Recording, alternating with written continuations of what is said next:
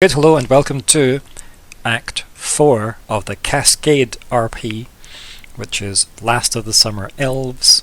It is part 5 of Act 4, and this is part 1 of part 5, currently. It is the 16th of November 2024. I am Viktor the GM, and here are the players. Hey, I'm Sean. I'll be playing Falkwin, who is the mystical speaker who keeps a magic ally. Hi, I'm Kalli. I'm playing Ignysera, who is a dragonfolk warrior who bears a halo of fire. Hi, I'm Hannah, and I'm playing Myr'ra Pentergast, a Helborn Adept who sheds her skin.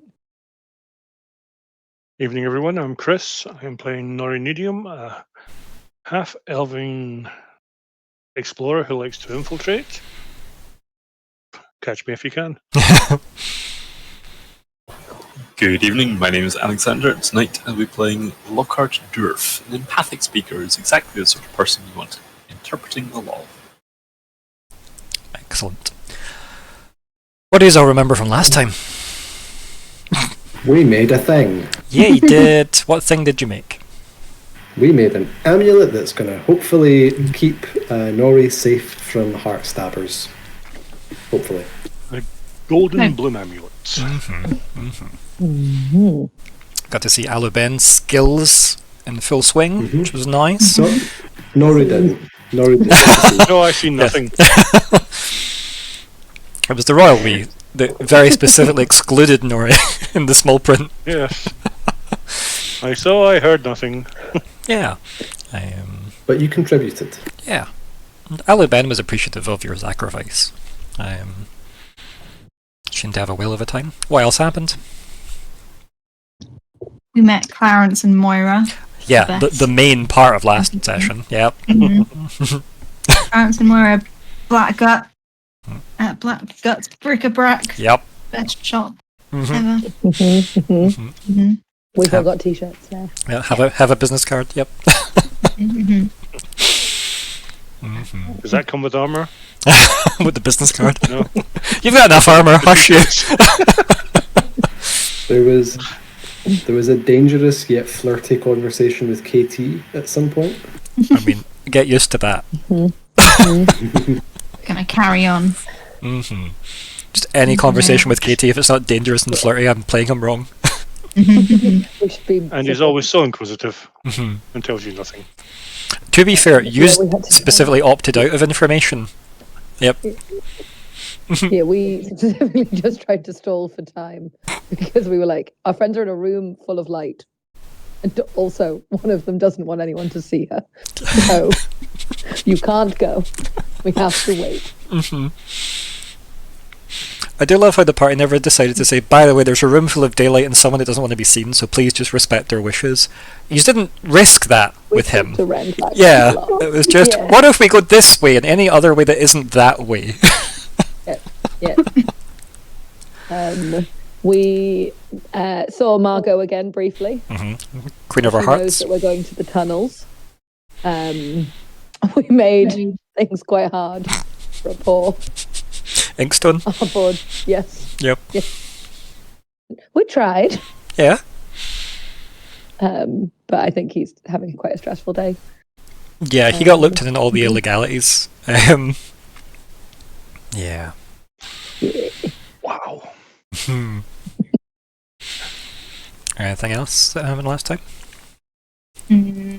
Well, we were wondering whether KT was really there, whether he was like either someone else or an illusion or a projection of some kind. I'm not sure. But he appeared quickly. He definitely seemed to get there far too quick for regular Yeah. travel. Yeah. Considering you were telling us it was going to take us quite a journey to get between here. It's just an awkward route from Voros to the Short Mountains. Voros. Yeah. And KT was curious about the past, some things that he might have lived through that he might not remember, or just things that he wants to know more about and use that as a bit of an excuse. Yeah. He had an interest in he was Libratus. curious about bits and wanting to go to Libratus. but The Dragon Capital. just because he wanted to jog his memory on things. But then- Harmless, innocent things. things. And he asked about Zerethane, and we were just like, Yeah, it's like what Doing a thing. what gives you the right to like repurpose my things? Yeah. He said it in that kind of, is it a threat? Is he being playful? How do we meant to feel about this? It seems like the flirting is continuing. Maybe it was playful. Why is he still showing us his teeth? Like, yeah. just reminding us that they're there. The flirting will continue until the blood flows or Yeah. something. What do you mean until? I also got issued damage via Alexander as well from my From the People comment, which I thought was perfectly cromulent to say. But yeah, I think that was the highlights at least, unless I've missed anything. And to get anything else they want to throw in the previously one? Why do I have a note that just says noisy pocket? Noisy I pocket. don't know what that Yeah, that was something. Was that something about Nori, wasn't it? Yeah, it was an. I can't remember the exact context, but I do remember it being brought up, and I was saying noisy pocket sounds awesome. Why is that not a thing? Noisy pockets, yeah. I mean, it could easily just be a tavern somewhere, right? Yeah, I made a note. It was like highlighted noisy pockets. No context. No, it's again. I don't remember the context, but Almonds. I do remember it being No. mentioned. Yeah, noisy pockets. Because I remember me or someone said it, and I went, "Actually, that's a really fun thing." ... We should remember that, and none of us did, luckily, other than the notes. Right, noisy pocket. Noisy pockets. Yeah. And you did also use an intrusion. I did, yes. In this one shot, we got to test that rule finally. Only 4 arcs later. But yeah, so we did an intrusion, and that intrusion was the slight social faux pas of mentioning Senator Noghoser Bricktoe to a guard who looks like a relative of the Bricktoe Senator, and there seems to have been some kind of bad blood there. But they were professional about it, right? They just moved on. And obviously that led to the conversation with Margot and Inkstone, and then KT, and then it was all KT all the way down. So yes, I think we ended with obviously the Golden Bloom amulet getting made, and you guys entertaining KT until, well, quite late, quite frankly. So it's, I think it's like what, mid-evening, I think mid-evening, maybe it was like 8 o'clock ish, I think, because we talked about you guys were only allowed to forge until daylight ended, before they had to use the daylight batteries ultimately. So you guys had that. Before we move on, Yes. could I also suggest we avoid rolling anything this week? Yes, given how many unbelievably good rolls we had last week, yeah. The karma is strong with this session. Oh no. Well, funny you should say that, because I was going to make you roll. No. Yeah, I'm expecting lots of that. Got to get the bad rolls out. That's how it works. But yes, so I think the team that were doing the Starforge stuff are probably heading back to their, the common space where you guys are parked with KT. Was there anything else you guys wanted to discuss with KT before the others rejoin? Because there was that, again, that, have you heard the rumours of ... Okay, you don't want to know, I won't say then. We had that moment that shut that conversation down. So KT was happy, like, that's fine, I don't need to talk about it. Yeah, I felt like that was somewhat misinterpreted, potentially. Because when Lockhart said it, like, oh, wouldn't want to, it was kind of like... but also like... I know, like, KT 100% knows that you should want to know. But if you're going to be like, oh, no, he's like, well, that's fine, Okay, but yeah, I say Lockhart took that to mean specifically talking about Cairo. That So Lockhart does know what he was talking about. Yeah, the implication was we don't need to know, Yeah. rather than we don't want to know. Yeah, because we do know.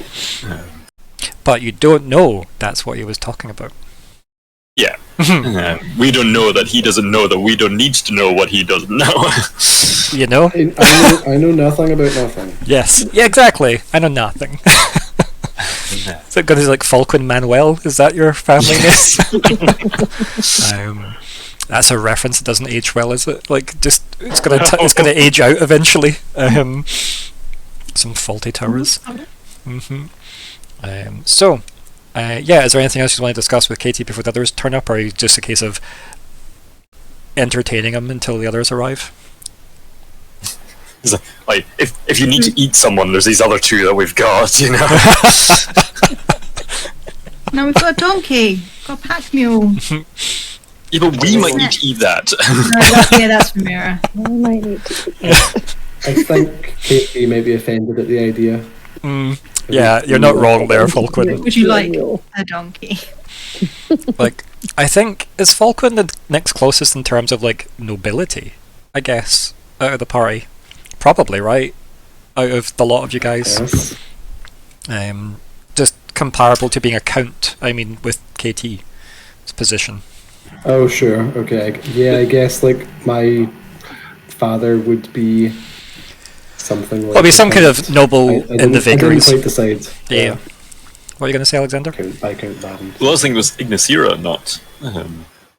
Got pretty good connections to. Because they're connected well, but them themselves isn't necessarily titled, if that makes sense. Same way, like, Falkwin isn't titled, but he's, probably from a titled family, as well. And Ignysera's family goes back and far enough back that the blade's involved. So, yeah.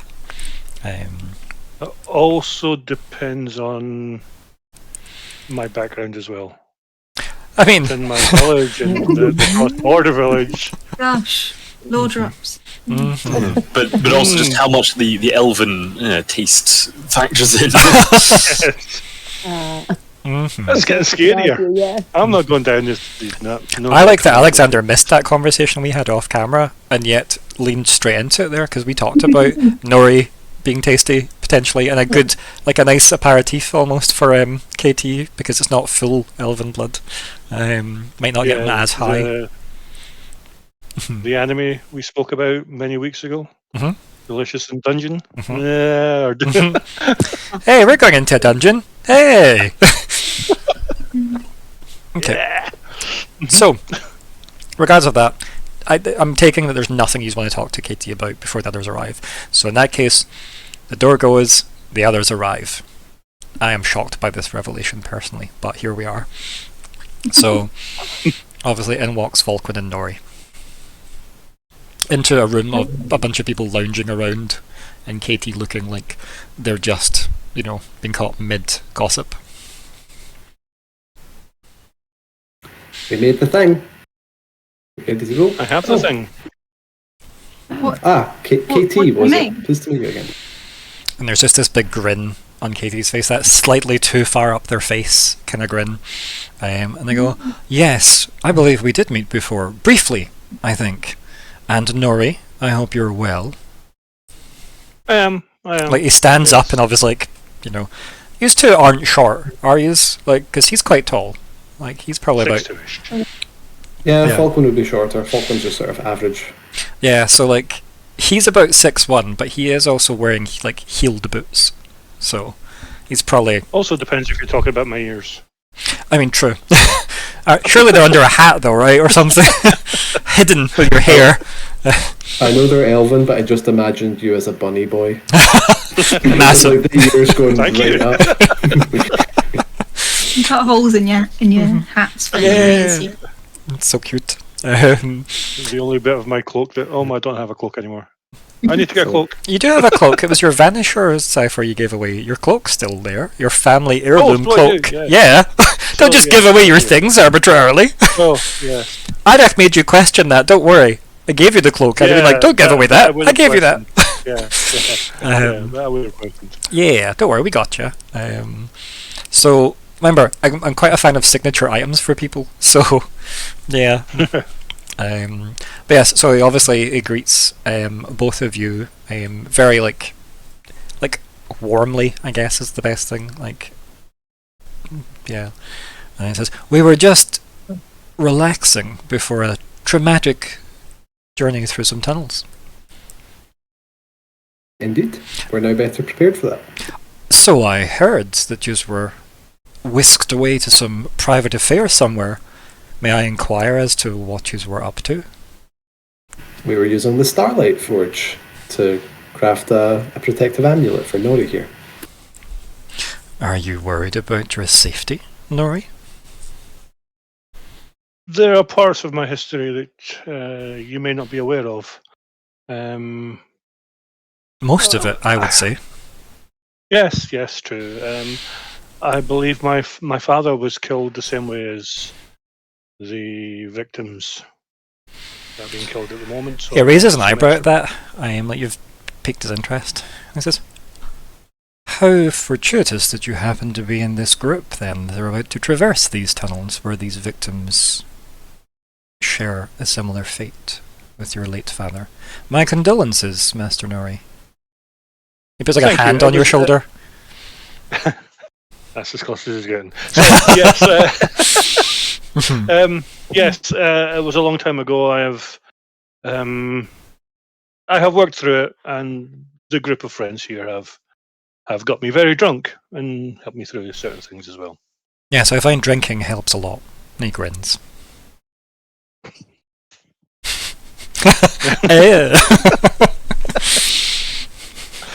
Is that bunny ear sticking out your hat, or are you just pleased to see him? No comment. So yeah, he like turns back to the group and gestures to seats that are there, as if you just didn't know to sit down in your own like rooms. He's playing a bit of host there, and then I'm assuming you'll both sit, and then he turns back to you, Falkwin, and he says, "Is this trinket something I can look at?" It belongs to Nori. I don't have a problem with sharing it, so I'll Simple bring it out, curiosity, hold it of course, and he like puts his hand on like his chest as if Yes. it's just curiosity. Yes. Yeah. So I'll let you I'll hold pull it. it out from my pocket and I'll hold it in my hand so that everybody can see it. There's obviously nobody else in this group apart from myself and Falkwin have seen it. Who would like to roll on the Before amulet? before we do that, I would like to ask Aluben how much she trusts this guy and is willing to know, like, how just general vibe for how happy she is to know that Katie knows about her talents with artificing. Okay. Now keep in mind, he hasn't asked who made it. Yes, but Okay.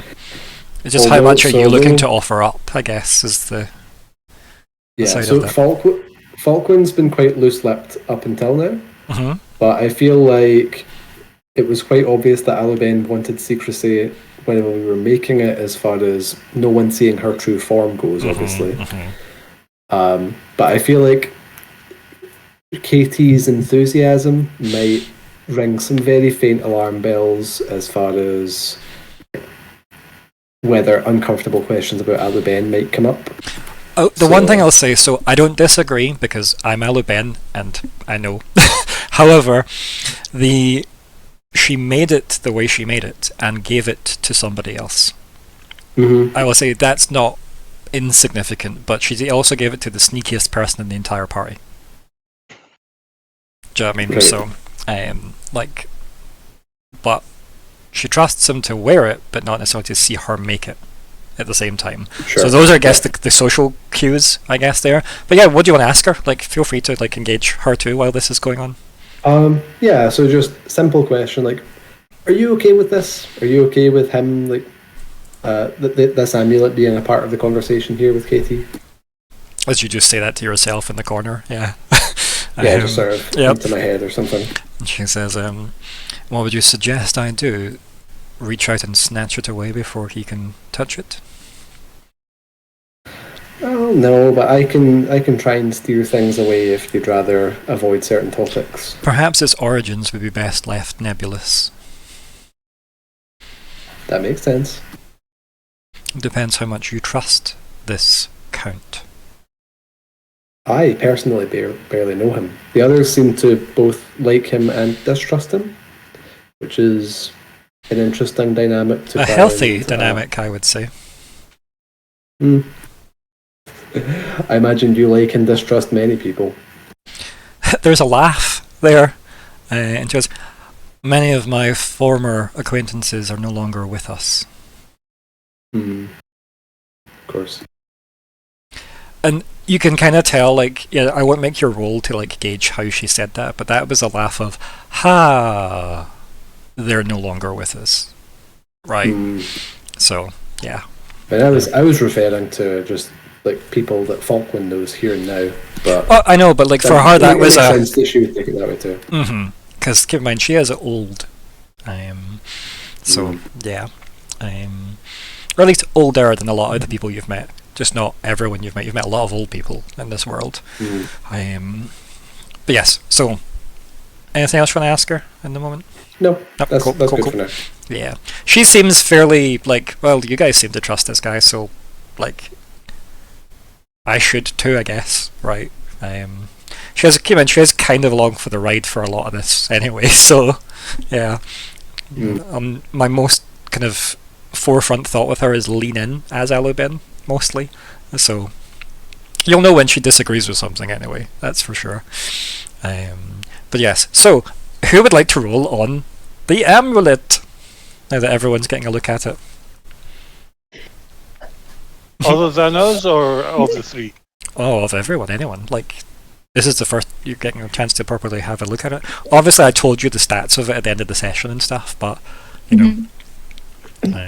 But who would like to roll on it? I've got it, so I'll do it. Yeah. Yeah. Can Myr'ra give like some kind of help? Because I think she would also be leaning closer and just being like, "This is fascinating." It depends if it was all vocalized, which it doesn't sound like Nori's vocalized anything. Fair. Yeah. Because this is like I will just also a mental reflex pulling thing. out some glasses. Yeah. But yep, let me know who wants to roll and who doesn't. So. What do you mean by roll on the amulet? I mean, roll some kind of intellect to like have a nosy at it. Sure. Can I roll using magic law? Yeah. Yeah. So I feel like clearly Falkwin would want to. You definitely want to, but you're the person that probably least needs to. But you still can. Sure. But you still can. That's not an exclusionary thing as a player. You definitely are still welcome to roll. Yeah, my roll 20 is getting very weird. Not bad. Who else is rolling? I probably would leave it to the others with more expertise in these kinds of things. Yeah. It's like, it looks like an amulet. Okay. And you had some trained and effort in there too? Good. I've got 3 edge, so the effort was free. Nice. So I was like, Nice. well. Yep. Them's the rules. I guess I'll roll with just my own identify or understand supernatural rather than Aluben's OP-ness, because I guess that would also involve like asking her, which seems... Yeah, I mean, that's why I'm like, you're the least person that needs to roll, 'cause you could ask her anything about it, right? Yeah. Also, so, Nori, perception's fine for this, but if you had a different skill set, like a slightly more specific skill set, it might help better.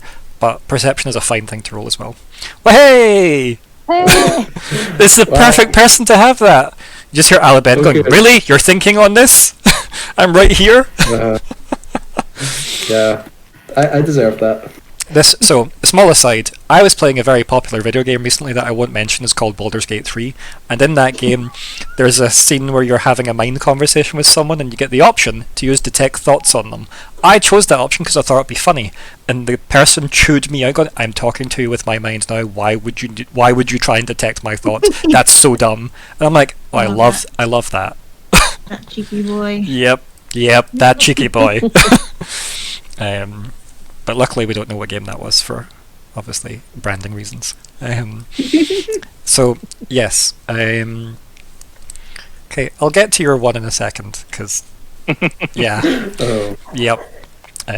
So for Nori, and your roll would have been what, an 11 plus 6, so a 17 as well, like, so 17, and then Nori's roll is higher because it's specialised with effort, so that's adding 9 to that.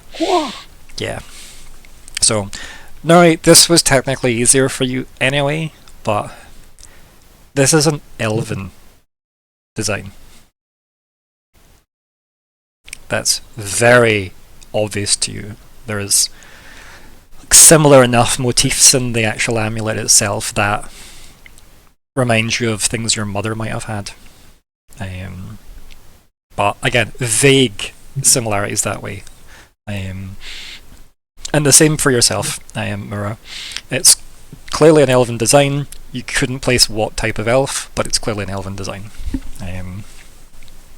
And again, for the description, it's metal that in some places is so thin it looks like glass. For the way the petals of the lotus flower type looking golden bloom is there. So, yes. I don't think, if you're going to move on from this and share that knowledge, I don't think Nori would. I mean, it's up. Down in, yeah, I was going to say it's up to you. Board and told to keep it secret. I've just been given another secret to tell, and then seeing that this has got touches of Elven, I'm not going to let my mind run wild. As I said, Nori got to hear Aluben's voice that wasn't windswept as well. Yeah. So, not necessarily enough to make a definitive guess, but some clues, at least some clues that are clearly there. The 1 and 1 are making 3. Yep. All elves are posh English people, of course. So true. Yep, of course, yes. Hey! Half posh, half no. Myr'ra. No, Myr'ra just flipped to look at the Ali Ben conspiracy pages of her notebook and make a note. Yep. And flip back. Nice. She'll be very impressed. I think Myr'ra would definitely express admiration of, this is incredible. I can't believe you did this afternoon. That's so cool. And keeping a note of the fact that the thing Aluben helped Falkwin make with the alchemical reagent to talk to one of the blades versus being able to do this in several hours of work. Granted, you gave them very, very good resources to work with. You couldn't have asked for a better forge or some high-level reagents that you specifically went out your way to get, which was good. But yeah. Yeah, I think, because Falkwin, have you gone for your wizard status? Or are you still in student study? Still a mage so far, right? Yeah. I think Myr'ra would be like, you could probably submit this as your final piece. It's incredibly impressive. Sounds a little fraudulent. I wouldn't say that out loud. Hey, you got to use all the advantages you can. Let's talk about this one, shall we? Oh, good. I thought Aluben telling me off was the intrusion. I don't think she told you off at all yet. However, so obviously the discussion's happening just about the amulet and everyone having a kind of nosy at it and stuff, and obviously Myr'ra praising it a bit. What do you think as Falkwin about this amulet, out of interest? What's your thoughts as Falkwin? If you were asked about it, what's the impression you get from it? It's impressive. It's a lot nicer than anything I could make myself, by far. Falkwin's not trained at making stuff. Yet. Yeah. I think Falkwin's mostly interested in just how keen on the process of crafting that Aluben was. This is his first time seeing her sort of light up, put herself into something as much as she did with this. So he cares less about the thing itself and probably more about Aluben and what it means to her. Yeah, I think the interesting thing is off the back of the conversation you had with Aluben, mentally, and you maybe you're thinking out loud in terms of Aluben out loud, not everyone else out loud. I think Alban says, it would be useful for my interests if we could expedite arranging materials for me to work with. I don't have the opportunity to express my art often, and I would like you to prioritize this. I can do that. Yeah. And there's a slightly obviously she has a stern tone often, but this is back to that stern tone. There's no longer that, oh, look how fun it was making things. Now it's a, I might not got the chance to do that for a while. You will make sure that I get the chance to do that again. This was pushed up Falkwin's agenda. The one will be the fact that for every time you don't facilitate that, Alban will get more pissy. But within reason, not just gonna it's not gonna turn into a toddler overnight. Falkwin has gained a hook. Yes. And keep in mind, folks, you can always pay off intrusions by spending an XP as well, just FYI. Why would you pay off a story hook intrusion? Exactly. I've also got those cards to draw random ones. They're always fun as well, so I'll keep that in mind. But yes, so KT, after seeing everyone get a wee nose at it, and goes, "This is quite intricate work. I didn't realise you were so skilled." Well, we all have our hobbies. Yes, don't we? I certainly do. I mean, he's kind of looking through you. Just for that, famously bad at lying. Just that, that half second too long of the. It would have been polite to have moved on now, and then looks back at it and runs like a finger just around some of the petals. And said, "Almost flawless work." Thank you. And Alban's reaction to that? You just hear gritted teeth. Almost! Is that grinding teeth I hear? If there was a spanner, it would have been thrown across the garage. But yeah, and he looks at you again, Nori. Katie looks at you and says, "Well, I hope it protects you in our travels to come." I hope so too. I will need to find a chain or a leather cord for it to protect it and save it, but or a bag for it. But yes, I'll need to find something. Yes, something hopefully in gold to suit the bloom. Because the leaf, it's obviously a goldish colour to the metal. Yeah.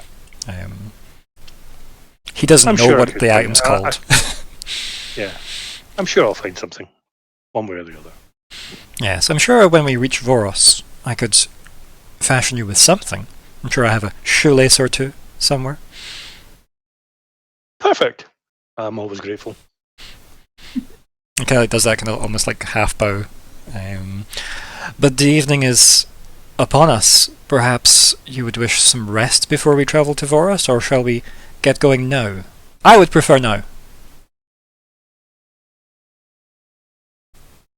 I will snack with what's on the table if there's anything on the table just now, because we've been away for a couple of hours. Sure. And yes, I'm ready to. You can tell I don't care about paying for meals a lot of the time. So it's just sure, there's probably food somewhere, yeah. Please don't talk about food. Sorry. I mean, you outsourced that to Ewan, so. Yeah, I'm to blame for this.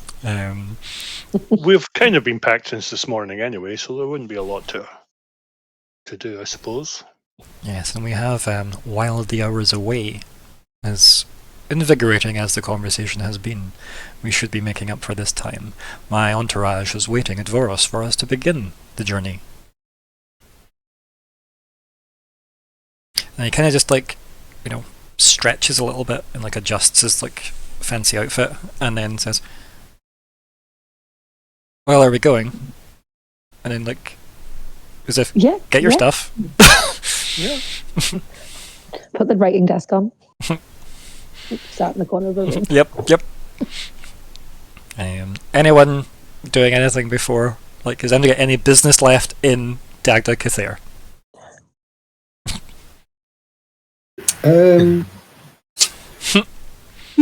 Might be nice to. So everyone has business. Okay, let's go. Let's Sean, go back and talk you're to first. Myr'ra. I only want to do this if it can be done as just a sort of tick of the box. You If let it's me gonna know be what more it is. involved, that's fine. Yeah, just if we can go back to the bric-a-brac and get Aluben just, like a hammer and anvil or something. I don't know. Just very basic start of outfitting the garage. At this I time imagine of this is gonna night, be a it's multi-step unlikely. process. That is fair. Yep. It is I late don't night, know yes. what a bag of heavy tools actually holds, but I'm happy to give her that. Yeah, I mean that's probably something you could give her. Yeah. Bag of heavy I mean, tools, 0. Aluben, 1. It's nighttime. That just means that the price of the things change. Yeah, it's night. The night They become costs. suddenly free. Exactly. Or alternatively, they're better protected because of they know what we can do. You want to rob fucking Black Guts bric-a-brac? How horrible. It was so nice. Okay, I was so going to say I'd leave a gift, but I don't really have anything else to leave. Sorry. so is Falkwin then raising that to the group to allow Nori to offer that? Because obviously, Oh. No, Falkwin will wait to do that later. Private Okay. conversation. yeah, that's fine. Let's not tell KT about Aluben. Don't mind me just making these tools vanish. It's fine. They're not in the garage. Okay.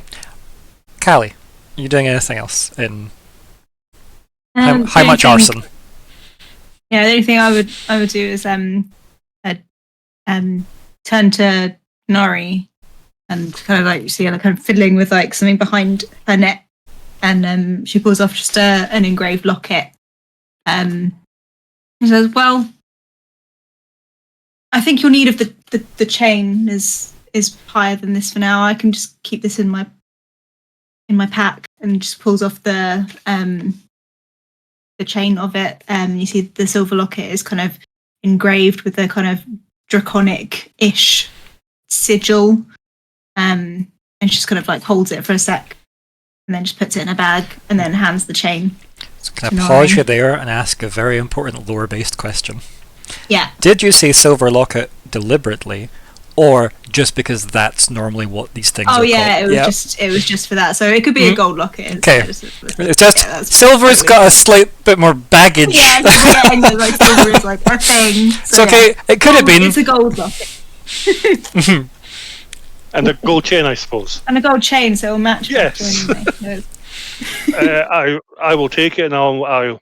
Are you sure? I mean, that locket seemed precious to you, so Katie chimes in and very goes, grateful. "See, I must be prescient." It is, but as long as it's in my bag, it's fine. And then just pass the chain. I'll loop the amulet up and I'll put it around my neck, tucked in behind my leather armor. As you're putting it on, Katie goes, "Would you like me to assist?" I can't refuse, can I? You can. Yes. Thank you. And he moves your hair out the way of your neck, and then pulls it round and affixes it to your neck, Nori, and then moves your hair back. Did we lose Chris? I think we lost him. That's Katie's first victim of. Yeah, Katie got him. No. Are you with us, Chris? We can't hear you. Nope, he's gone. We'll wait to see if we can. Oh, you're back I'm with us now. Yeah, it just Yeah. froze up. What did you hear? What was the last you got? Yeah, Sean's dropped out, and Yeah. No, got- I'm here. I just have food now. all right. He took the hair away from the back of my neck, and Affixed the chain. Yep. No, he affixed the chain and then moved the hair back for you. Very delicate procedure. thank Everest- you, thank you, Katie. You're most welcome, Nori. It suits you. Oh, I'm grateful. Thank you very much. Thank you for the compliment. Um, I'll step away gingerly and just. head and to yet the you door, don't seem pick that up my much stuff. further away from him when you take that step away. Okay, so nothing else, Kalli? No. Happy with that scene? Perfect. Lockhart? Yeah, I was just thinking of basically leaving a note, being like, Dark Handing Stone, thank you very much for your help, but we're off. Please make our, please tell their Royal Highness. We appreciate Attend to the protocols, yeah. Exactly. And probably just like odds to the 4. See you again sometime, and see you have a relative in the garden. Yeah, just make it so that we're not leaving. Yeah. Yep. And good luck with your promotion. And we definitely have the names of all those 4 people, 100%. And then I'm going to be in like a couple of sessions. I'm like, oh, what were those dwarves' names? I'm like, what dwarves? Like, I don't remember no dwarves. So, Hannah. I don't really have anything. If there's any tea in the room, if there's been like, like in a hotel, there's like a little. Yep. You'll have like gone, I'll add this to my tea supply. Yeah, there's probably a little kind of like stone, like a little rough stone carved thing with a little lid on it you can lift off, and it's just like loose tea. Yeah, perfect. We'll get out one of our little. Don't do this. This is what he does, and then 2 years later, you're still having these conversations about exactly how much tea is in this little chest, and it's become magical beyond all proportion. So many side quests and world-altering events because of this. I was telling them about your pet rock as Fleabite as well. Nori, anything you'd like to do? No, I think I'm ready to go on back and Falkwin? walk on and ready to march. I'm good. Excellent. So, yes, Katie says, now that we have some evening in the sky, perhaps we should get some night air together. Come along. He taps his walking stick twice on the ground and off he walks. His walking stick is like a rolled up parasol, obviously. I'll be back in a second. One second. Yeah, no worries. So yeah, you all like work your way outside to essentially the open air. You probably pass those 2 guards that are like finished their shift, not the ceremonial ones, but the ones that were like, why are you guys just waiting here? So they're probably on their way to. Was it the Bronze Frog? I called that place again. Is that whatever the tavern that Sir Ethane had been at? I don't remember what I named it, but I feel like I just called it the Bronze Frog again. The Galvanized Frog, that was the one. I feel like the Bronze Frog. Well, that was from Cadence. It's from that game, but that's why I called it another frog-based name. But Galvanized Frog is exactly what I called it. Yes, thank you, Kalli. But yeah, the Bronze Frog was a dwarven tavern in the capital of Forge in the other game. Bronze. Yeah, Bronze and everyone cheers it when they get their drink. What a great little place that was so unnecessarily detailed for no reason. That's where you met Rhaenyra for the first time. Yeah. Love that. Wow. So anyway, in this world, you all head out into the open air. You leave the royal quarter. You are basically like walking into the trade quarter. Still a bit of bustle around, right? So some places are still open, but a lot of places are like shutting down. This place seems to operate on like a lot of daylight, so they tend not to fuss about being active at night, which is kind of nice. Except the people that give a fuck about the stars, which is most of these people. So obviously the recreational stuff is done at night. Because that's when they get to see the stars in their glory. Even the lights given off at the top of those towers are much dimmer at this point as well. Which is odd, because you'd think they'd be brighter at night, but no, they're much dimmer. Those big tall towers with the crystals on top of them. That also just could be to do with the fact that they seem to absorb light and channel it down, so if there's not as much light, here we are. And then Katie says, none of you get travel sick, do you? Not that I'm aware of. Not travel sick, but there's one of us that can get a little bit of obnoxious. No, they're not here. They're on holiday. Wow. Revan, you are loved and missed. Do not listen to Lockhart. Lockhart Snake Tongue. Lockhart, the one who definitely is the one that gets teleports. Says, well, gather round, and yes, you must. And he puts his arms out at either side of him. Lockhart will take his right hand. He's this, slightly cold to the touch, a little bit. This isn't teleportation magic, is it? I wouldn't be so gauche as to say that, no. But it is. Oh, I see. We've done a fair bit of that recently. This seems Then you unhealthy. must be well used to it then. Grab an elbow. Have I ever teleported? Okay. I don't know, have you? You tell me.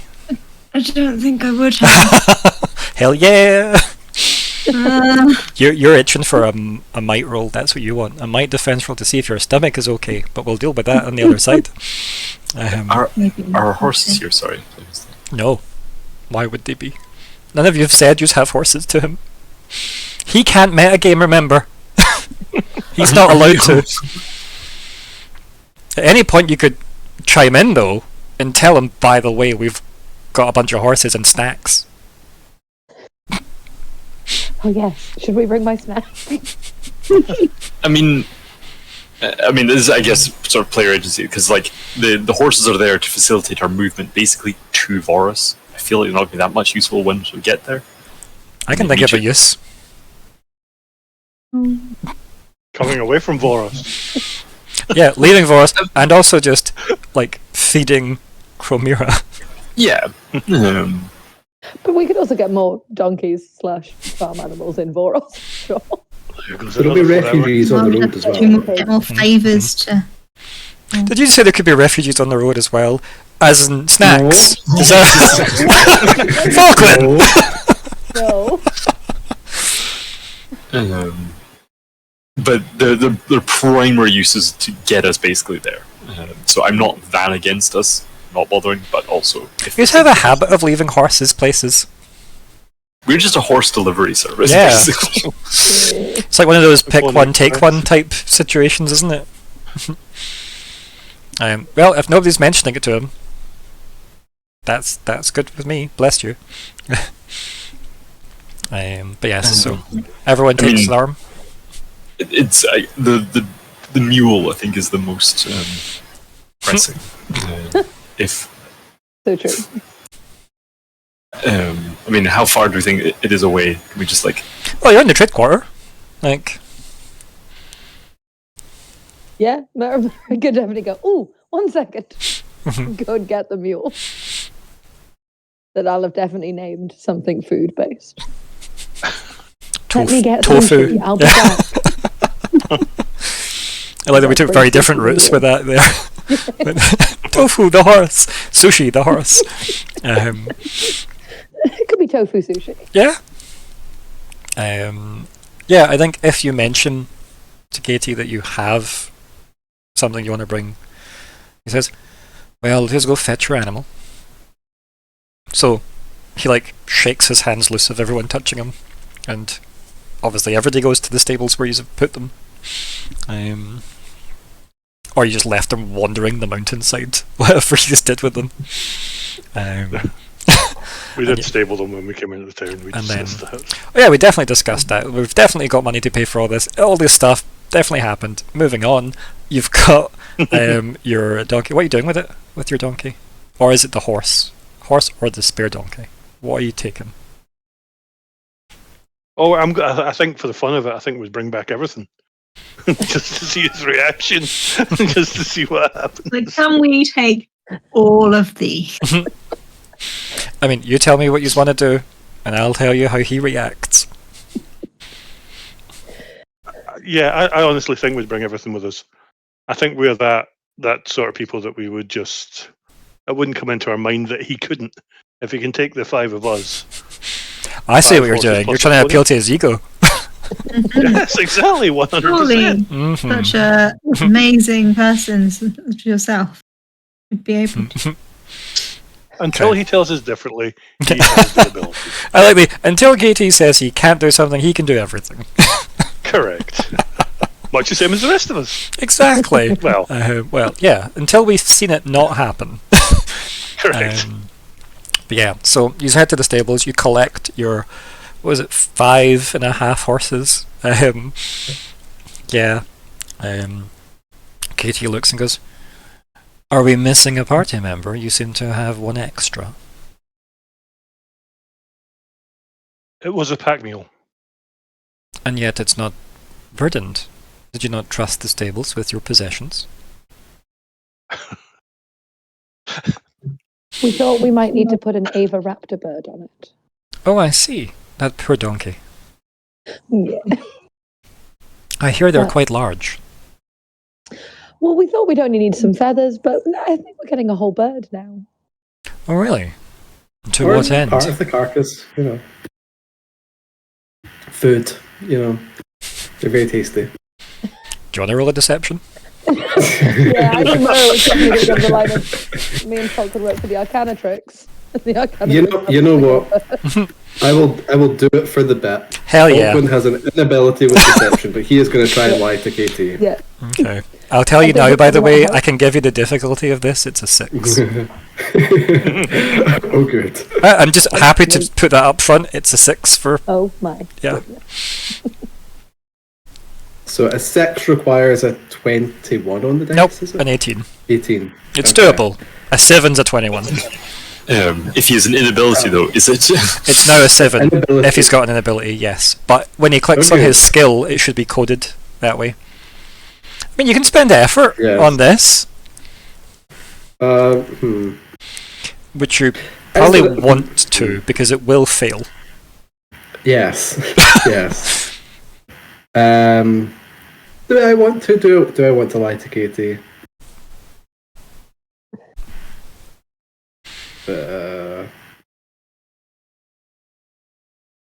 Okay, mind, lying isn't automatically bad. It can be seen as playfully obscuring the truth, right? Depending on... Sure. Because Katie doesn't necessarily tell everyone the truth all the time. Yeah. What? This is an intellect roll. It is, yes.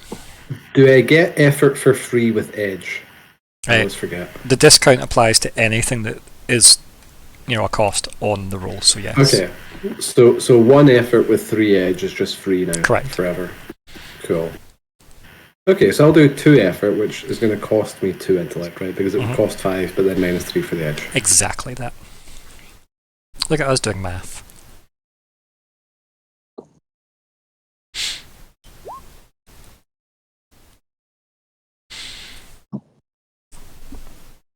I mean, it was close.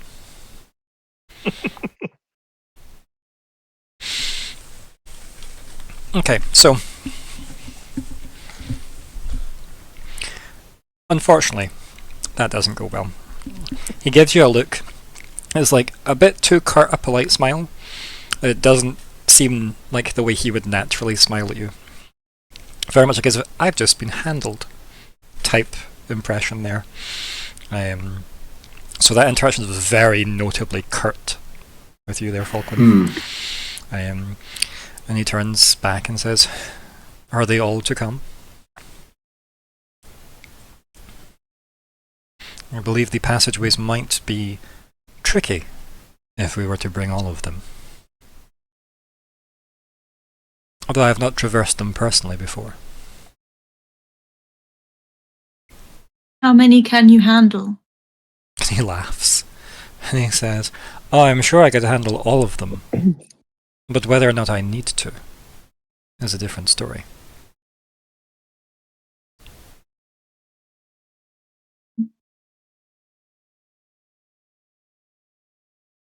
I'm sure we can assess once we reach the tunnels exactly how many are required, and I'm sure your new charge will be able to accommodate the horses that we may need to leave there once we arrive in Voros.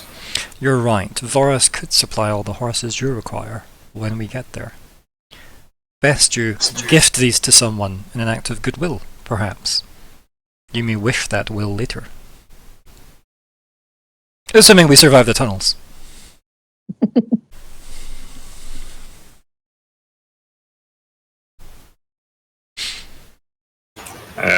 Sure.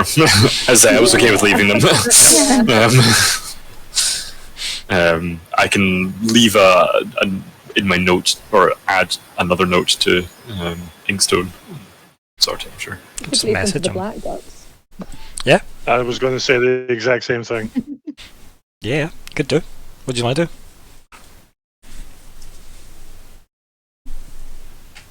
Or are you just leaving them? Nothing that. I'm fine with that. Yep. We can assume there was a very lovely scene of you guys donating, 5.5 horses to the Black Guts. So we are leaving Maybe we the should- mule as well, because that was the I was only gonna one say, I'd be more. Maybe we should keep one. We can I get mean, them in. I was going to say, yeah, Katie said Yeah. if you need them, Voros has things. He's the count Okay. of that place. I just get like a Yes. little pig. Was it Pua from Moana? Yeah. Yeah. And then a creepy chicken. Hey. Yes. Yes, now that that's attended to, can we depart? Gestures again. So, everyone It would grabs be hold us of if we him. didn't delay for horses. I know, 100%, right? It's tradition. The horse admin tax. But yes, everyone touches KT. There is a almost vibrating sensation from his hands all the way through his arms, through the body, through you guys. Almost the I've stood up too fast blood pressure shift in everyone as things go black. You feel like your legs have kicked out from underneath you.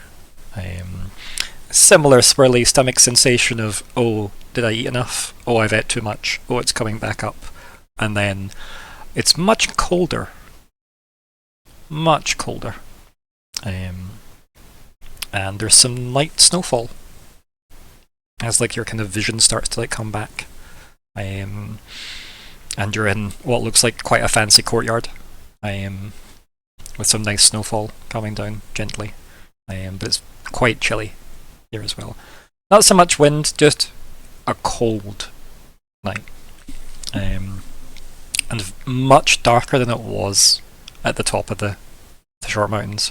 But anyone that's been here before definitely recognises the chill of Voros. Voros is a chilly place. And a very overcast place all the time. So even here, very, very overcast. As I said, a nice snow coming off the back of the mountains for here. So yes, anyone that wishes to roll anything Constitution based regarding their teleportation, do you want to give me a might defense roll there, Kalli? And we'll see Oh my how. god, my first roll. Yeah. What do I do? So Input, no bonus. let's find out if I can give you a difficulty for this, because I don't imagine this would be that unknown a difficulty. So let me see. I would say you said you've never teleported before. Let's make it difficulty 4, right? That's a difficult. It's a target number of 12, and it says trained people have a 50-50 chance to succeed. So you've probably got a decent stomach at this. Okay, so difficulty. How good's your constitution as this character? What's in your head? Because if you think they've got a good constitution, maybe it's only a demanding 3, which says Yeah. requires full attention. Most people have 50-50% chance. Is Yeah. fairly. Yeah, it can be a 3 for you then. Yep. Okay. 3. Effort to roll.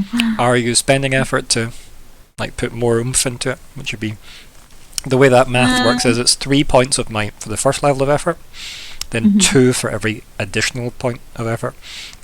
But your effort limit needs to be higher to spend more. And if I have edge, that means That will can spend discount. that. Yeah, so Yeah, we work out the exactly. cost of everything, then edge comes off of what you're doing. I see. Okay. Will I spend any effort? Nah. To see how it goes. Asset. Nothing's assisting with this. So an asset would be if you're trying to pry a door open, a crowbar could be an asset. Ooh. Cost. You're not using anything with a cost, so you're fine. That's nothing. Hey! Hey. So yeah, you manage it exactly. So you probably feel that queasiness and you go, brace yourself and suppress it. Not as bad as people make it out to be, right? It was fine. Yeah. And yes, Katie just seems to be enjoying the night air, and said, "Come along, we have some horses to acquire." And off they start marching out of the courtyard, through like the big gates. You can clearly tell this was probably the Countess's original home, the kind of stately home of like the person in charge of the city that he has obviously since taken over. And yeah, out you head towards the stables. You can already see like there is quite a lot of people like around that area near the kind of gates of the city itself. It's a western gate, the main gate into Voros. You get there and there's quite a big fancy carriage and a lot of people buzzing around the carriage. There's a lot of horses at the carriage, 4 of them to pull that. And again, a fairly big bustling stable. Like the stables I don't know what you are imagining in your heads, but these are like big stables that have lots and lots of livestock. Like all the big cities, stable and travel by horse is huge. Couriers come and go, carts come and go, carriages come and go. Yeah, big industry. Big horse. Given that teleporting is rarely done by people, so he goes off and speaks to someone. He says, "Oh, you can wait by the carriage if you wish," and off he walks. Is this his carriage by any chance? How would you work that out? Is it the giant KT in the big emblematic crest in gold rating, or is it picturing more like a hearse? Is there space for a coffin in the back of it? How dare you make such horrible implication? Anyway, so or inferences. But yes, so he comes back and says, "There is enough to equip each of you with a horse if you wish, but as I said, we may have to abandon them, and it would be a shame to lose such thoroughbreds. I could perhaps loan the horses and have additional riders accompany us at the cost of some privacy, and they could shepherd the horses back."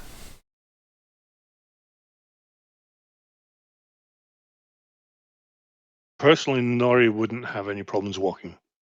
He's done it all his life. The horses are just a bonus. Yeah. I We think just need a pack. I think we just need something for me to eat. How are you selling I him on don't want this? it to be I mean, he's one of the probably most understanding people out there. Yeah. I'm trying to remember if we know. I don't think he does. I don't think it's come up. No. He made a bunch of bird-based puns recently, though, but yeah. Yeah. Maybe I'm just sensitive to them.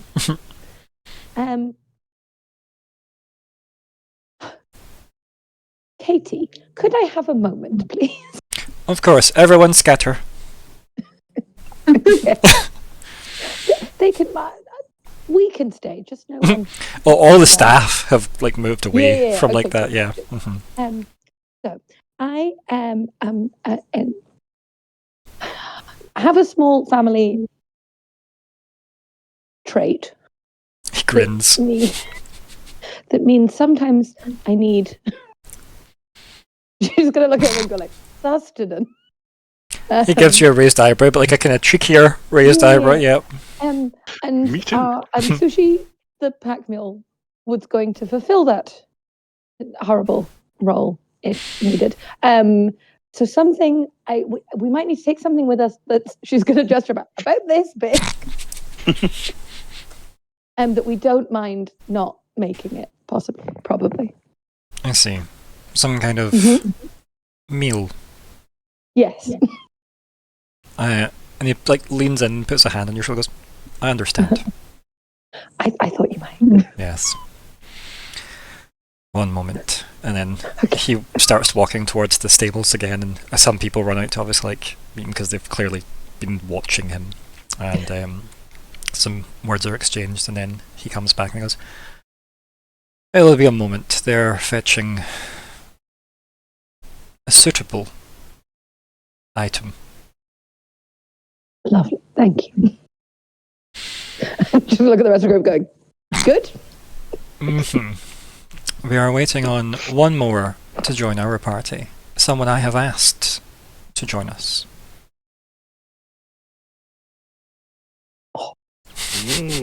Who might that be? Yes, one of the amber lenses loaned by the Whitehall.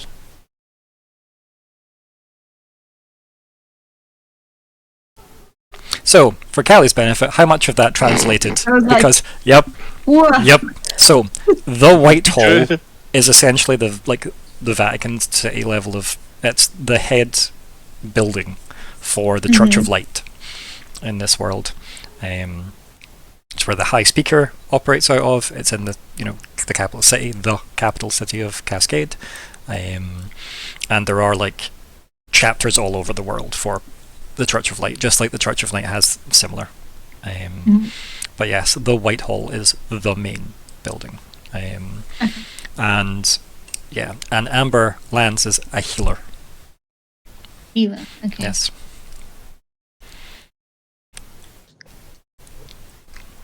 And they were seen running around Cascade City helping people during the Farron attack. At the behest of Alexica Cridge, the High Speaker. You okay there, Alexander? I've just written it down. Obviously, my dyslexia and bad handwriting is like, oh yes, the ambulance. Ambulance. The healer. Oh my God. Hey, I can't believe that went under the radar that long. The Amber Lance. Yes. I think we were all just thrown by, there's somebody else coming. Yes. Yeah. How many of you thought it was going to be Sir Ethane having finished this project so quickly? Yes, rock it back up. Thought it was going to be Riven. Revan? Yeah. Surprise guest! Pride was my. I like Could be the... worse. Could be Joy. Hey, what's wrong with Joy? Joy's awesome. Great company. She always seems to have a good time, at least. But yes, so Katie says that, and it says, yes, I've asked them to meet us at the entrance to that place. So if we can get underway, they've probably been waiting at least half a day, if not more. Patient souls, the religious patient souls. And then he grins and he goes, I am one to avoid such people. But this seemed prudent to bring a healer. And why not throw my weight around? And he gestures vaguely back to like the city. And he says, if you would like, you can all ride with me. I could save your legs somewhat. He gestures to his elaborate carriage. First. Mhm. Sorry. I mean, there's a driver. Yeah. On the front. Yep. Should I sit next to the driver? Yeah. If there's a space. Yeah. Like, It's like one of those I'll big bench sit up seats. Yeah. front. Mhm. Yeah. Yep. And then gestures to the rest of you. I assume you's all climbing. Yes, very kind. I will nimbly jump onto the back. Okay. Yep. Yeah. And it's one of those things at the back where there's clearly a rack for luggage, so if you like angled yourself, you could just lean against that, so you're like, held in, to make it a bit easier for you. Just don't fall asleep and get rocked too hard, I guess.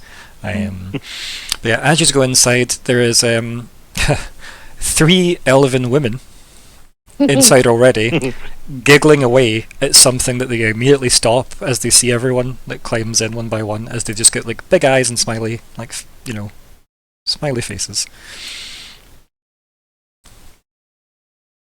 Well, he certainly packed a snack for the road. Does he have noisy pockets? You wouldn't know, you're not inside. But yes, so it's cozy inside. But yes, so Katie sits on the bench with them, that's got the back to the driver, and they're all giggling away, and he's just got like his arms around them, very, like, this is fine, very nightclub scene of some kind of mafia boss with some girls on his arms type vibe. Well, user sat on the other side. My mind jumped to Gary Oak from the first ever episode of Pokemon anime in his red sports car. I mean, yeah, that's also like Gary Oak is not the worst comparison for KT's attitude, really, is it? Yeah. But yes, so there's just probably a slightly uncomfortably intimate journey beginning as it starts to like wind its way out of the city gates of Voros. Unless anyone's starting a conversation. Oh, of course. Okay, good. Would the speaker not make some sort of conversation? So let's ask them, Falkwin. That's what's out. So yeah, they're doing it there. We said, if unless anyone's going to make conversation, Lockhart said, well, would surely the speaker would. And I was like, well, let's ask him, Falkwin. Would he? I don't know if he would.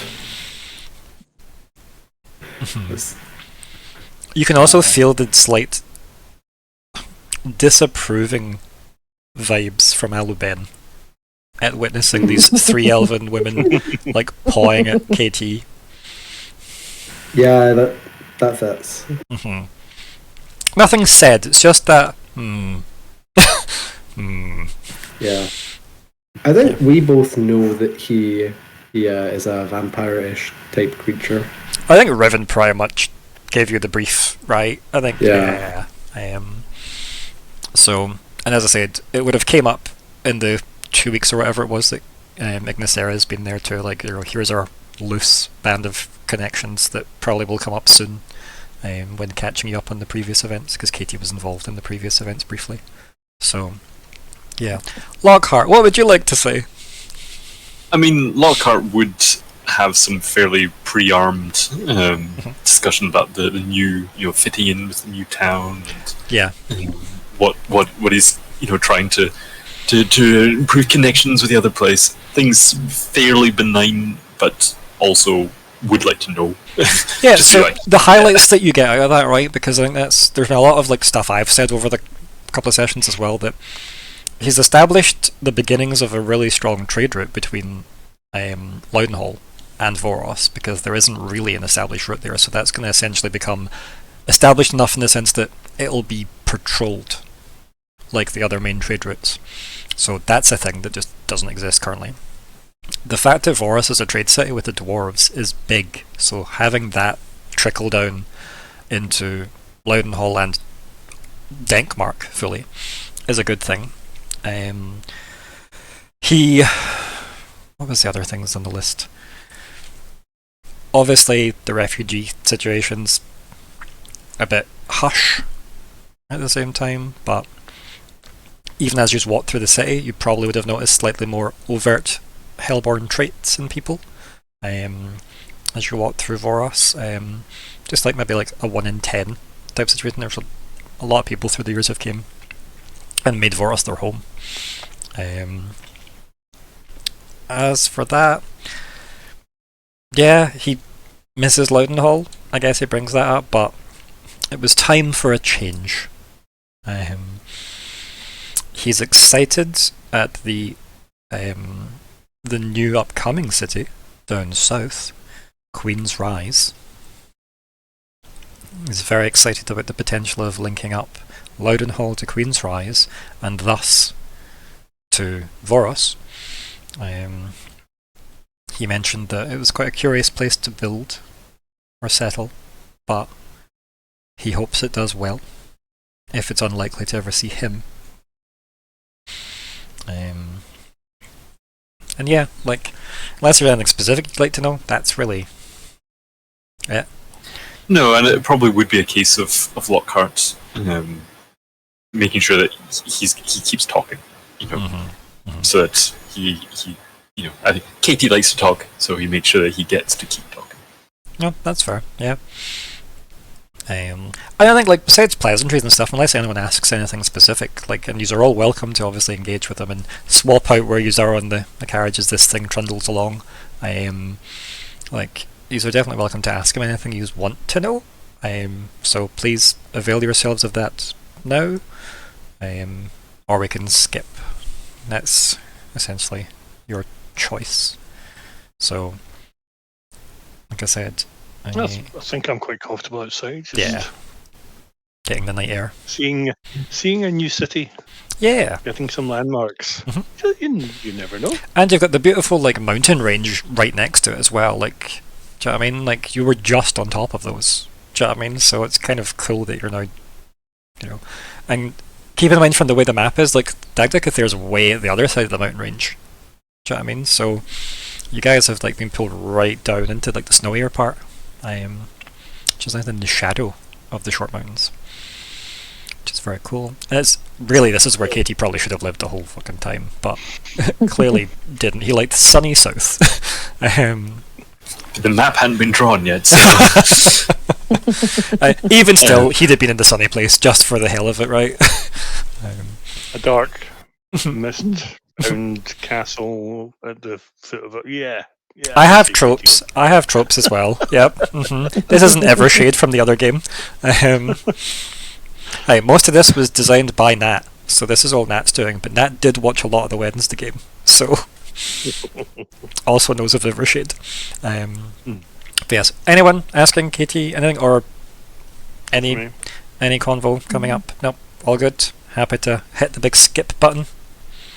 Good. So yeah, at least a day passes of travel on the road. So people obviously can like sleep wherever. Again, the giggling eventually stops when the three of them pass out. Katie, that take all our pull back up to where it should be? If you're down some, you can spend your rests having been in the thing for a day, right? So you can have spent up to 4 rests, remember your recoveries, because there's no long rest mechanic in this, Chris, remember. You'd have to have spent recoveries, but it's been a day. So would you get everything back on 4 recovery rolls? Oh yeah, easily. Then yeah, you can just assume that you did. But that, when do the recoveries reset again? so you get an action, a 10-minute, a 1 hour, and then the 10 hour, and when the 10 hour happens, it's assumed you've moved to a new day because you've rested for 10 hours. And when that happens, it's a new day and thus you have all 4 back. Okay, cool. Yeah. I think it's much neater, personally, than the long rest nonsense of what do I get back on the long rest, what do I get back on the short rest nonsense. But yes, but it has been a day, so anyone that was down anything that they could realistically get back. And Lockhart, keep in mind you've also got like plus your tier level to that, because your recovery is a d6 plus your tier level unless you have bonuses, because Riven had bonuses to their recovery rolls on top of their tier level. So anyone that's tier 3 should be a d6 plus 3. That is very good to know, actually. Add an extra +1 if anybody needs it. Is this from your I pick? could make a small... Well, yes, it could be a pick at this. I can make an emotional support pet. But if you cuddle it for a bit, it makes you feel better. And you can add an extra +1 to your recovery roll. Does anyone think they need a small fluffy animal? I will tell you in a second. So that's 4d6 then. Yeah. You're plus 3, yeah. Also, plus 3 times 4, so plus 12, right? So you're mathematically guaranteed to get a minimum of 16 points back. Yeah. The full day. Nice. You're adding 12 to that number, by the way, Chris. Yeah, I mean, so I'm only down 5. Yeah. So, yeah. So we can assume we're all good. We're all topped back up, most likely. And yes, so again, weirdly, when you wake up, it's hard to tell when it is unless you slept outside on the carriage. But yeah, obviously maybe you took it in shifts to rotate who was sitting with the driver and who was in Nori's like kind of luggage rack. But yeah, as you just kind of rotate in and out to manage your sleep, and one obviously should keep watch to help the driver, I guess.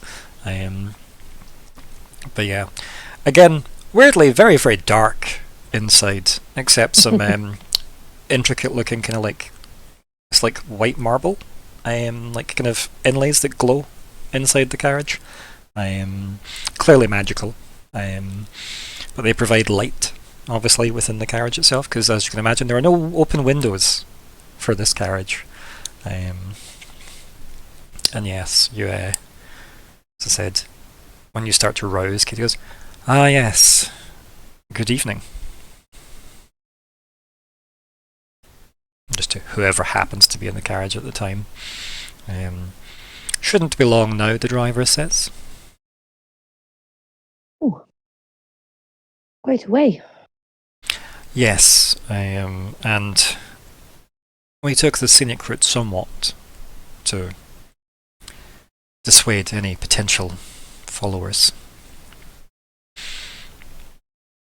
And then yeah, he like essentially you wait till the carriage comes to like a stop. Whoever's outside on the carriage, it's like, you know, dusk now. And you've been pulled into like a part of the mountains where obviously a lot of the water has collated down into a bit of a waterfall, and it kind of like pulls into like a nice lake. So there's that rushing water sound. It seems like quite a nice, idyllic little kind of secluded spot, quite frankly. Like there's just the sounds of nature, like from the nighttime call of various things. There are birds in Denk, so you know that's always nice. And yeah, like carriage comes to a stop, a reasonable distance at the other side of the lake, and then you just hear the driver like wooing the horses, and then there's like that kind of like double tap thump on the carriage wall, and then Kitty says, "Well, we have arrived. Shall we depart?" He doesn't wait; he just is immediately out the door. Well, I'll jump down. I'll get there before him and open the door. Yeah. Yeah. Yep. Nice. Yep. And as he like slightly startled at the fact that there's two people assisting already, and he goes, "Oh yes, how lovely. Fetch your things." And then as he says that, he turns around and puts his hand back in for the 3 elven maidens. Mm-hmm. So yeah, and they all like probably like slightly chillier, like, you know, pull their clothing around them a bit more, and out they come, still looking pretty eager, to be honest. And yeah, like KT just takes them, you know, hand in hand. And like starts walking around the front of the carriage and starts speaking to the driver.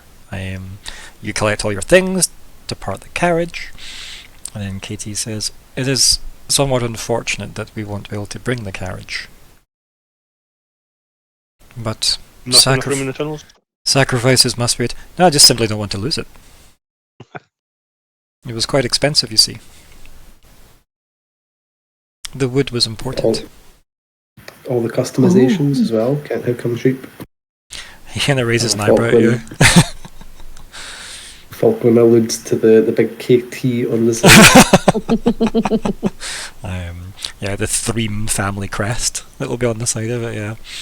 And he says, "Yes, it is a vanity, if nothing else. But what are we if not vanity?" Royal I like it. And he goes, "You sell yourself short." And then yeah, he dismisses the driver. Off they go, but they've unhooked the donkey from the back. Hands you the reins. One's called lentil. What was it called? Sorry, you cut out. Lentil. Lentil? The lentils. Lentils, cool. It's just we lost a bit of you, electronic wise. We're all cut out from my side. It might just, that's okay, it might just be Discord having a moment. I'll give it a second. I've gone red again. It's alright. Discord's having a funny turn. Give it a wee second. Come on, Discord, keep up. You can do it. Maybe. We're getting there. Red swans. Yeah. So, we'll muddle through. We'll see how we do. So yeah, you wave off the driver goes off back into the darkness of the dusk evening. You hear the rush of the water from the waterfall hitting the lake itself. as I said, then like once you like kind of zone that noise out, you hear like the kind of, you know, the nature sounds around us.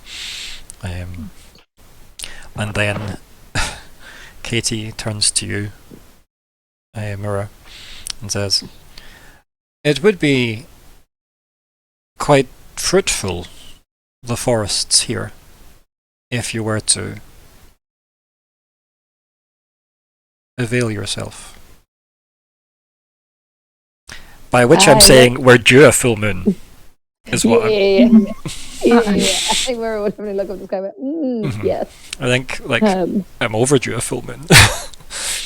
Probably. Are we staying here for a bit? Or going straight to the top? No, but we will wait on you. We are heading forward.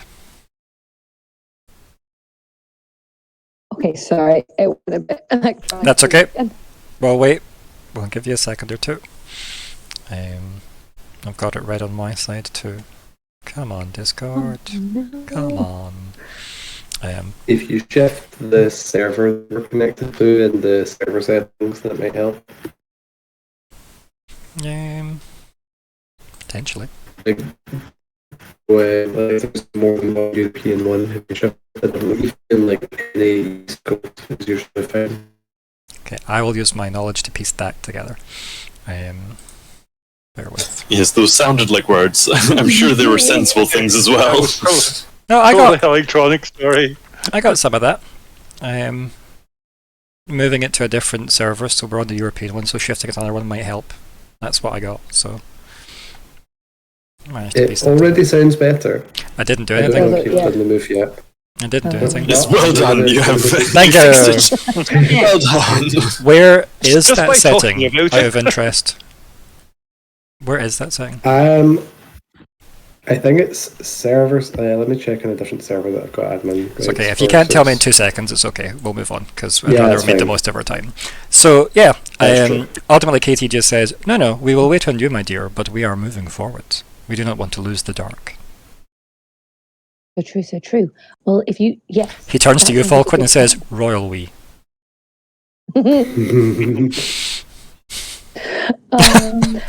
Yeah, Myr'ra will be like, yes, this seems like a good plan. If you all... It worked last time. You all head off, I'll follow. Do you need help That's fine. locating something suitable? No. I think she's probably already like, I can feel Yep, about 4 yep. different things. Something in the back of my head is going, it's dinner time. She'll maybe like give her like writing desk back to like Nori. No, I think we could put it on the back of lentils, couldn't we? Oh, Yeah. so We're not true. really eating I put it lentils all today. up. Yeah, And that's then, for the future meal. and then if you're heading into the tunnel, how do I get into the tunnel? Oh, you're going to wait. We'll wait. Okay, perfect. Enjoy. I'm just gonna go. I'm Yeah. gonna try and get as far away from my friends. as Just feel like you're running off into the... Yeah. Hi. I love the imagery of that. If there's any. Trip, tumble. And, like, I think the camera angle, like, on this just like zooms away up and then tilts up, and you see like the full moon through the clouds. Yeah, Yeah. we're like far enough away if from there's any, Voros. Last bit before, like if there's any like platform she can get, like she can hover up and be like, I'll go to here, and then I'll hunt, so that I'm definitely something is definitely closer to me than my friend Yes. before I let Myr'ra out. Do me a favour though. Give me some kind of hunting roll. So fun. Do I do it as me? Yeah. I'll do it Well, I mean, you could do it as either or, but I don't know how much better you are as Myr'ra with intellect. Yeah. No, she can't do intellect.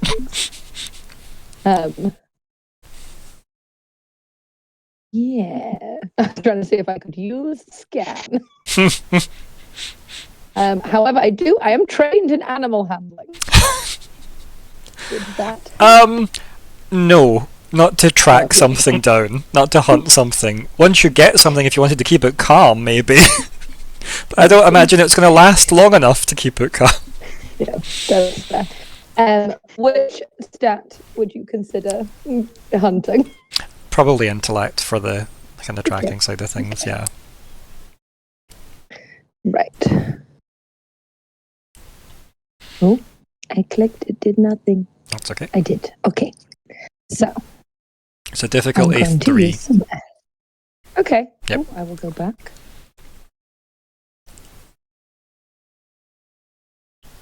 Intellect. And a fun. Oh no, it's working. We're good. We're good. I will use effort.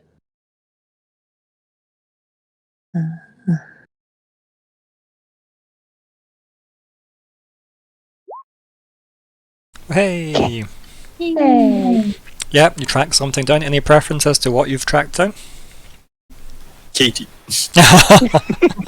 Would there be something more exciting here that I would wouldn't be enjoy named that. Cascade City? Is there more fun wildlife I can eat? I don't know, maybe So- some kind of, Like interest. mountain goat? Yeah, something like that, yeah. Yeah. Some Yeah, kind of let's do weird that. hybrid of a goat and a deer somewhere, yeah. Like, Yeah. Something that she's like, oh, this is new. you can sate yourself. Yeah. Shall it be gone for like over an hour? Yep. Yep. Let me double check because I think even if I eat something, I think I'm still like tired. Yes. So I've got a -1 penalty to all rolls for an hour. But that's fine. Yeah. Because by the time you go away and come back, Yeah. do you know what I mean? Yeah.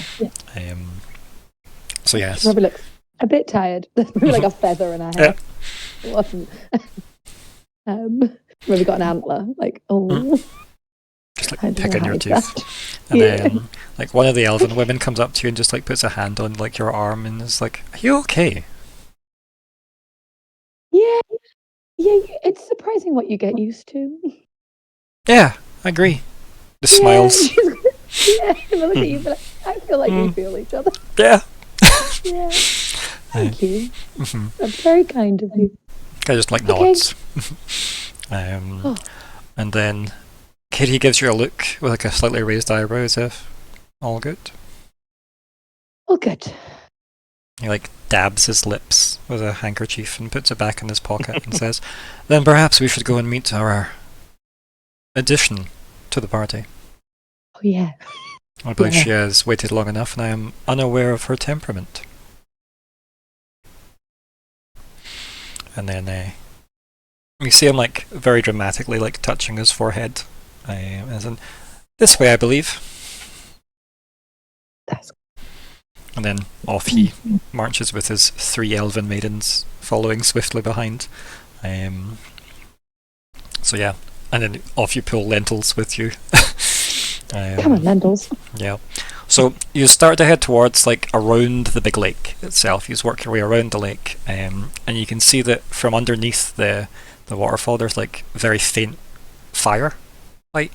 It's like a very well hidden campfire, and you can see that there is a very very bright moonlight reflecting off armor from a horse, I was going to say chained up, but tacked up. Is that the term? To like a tree nearby, and tending it is this 5'10" woman, but like a bit taller because of big armored booties. So they're in quite it's all not quite ceremonial armor, but it's robes with bits of armor over it. So it's robes down as a tunic, but armor over one shoulder and over the thighs and stuff like that. So it definitely seems to Battle mage sort of. yeah, kind of like that. It seems like it favours mobility, but has protected some obvious extremities. Very tall spear, in the kind of saddle with the horse itself as well. It's a lance. Yes. There's some very nice jewel affectation to the end of the spear. The spear looks very ceremonial itself. And if anyone knows who the actress Marina Baccarin is, that is who is playing this particular person. I'll put in a GIF to our NPCs. That's a gift in the GIFs. No, I need a... Why do they always move this button? Morena. Baccarin.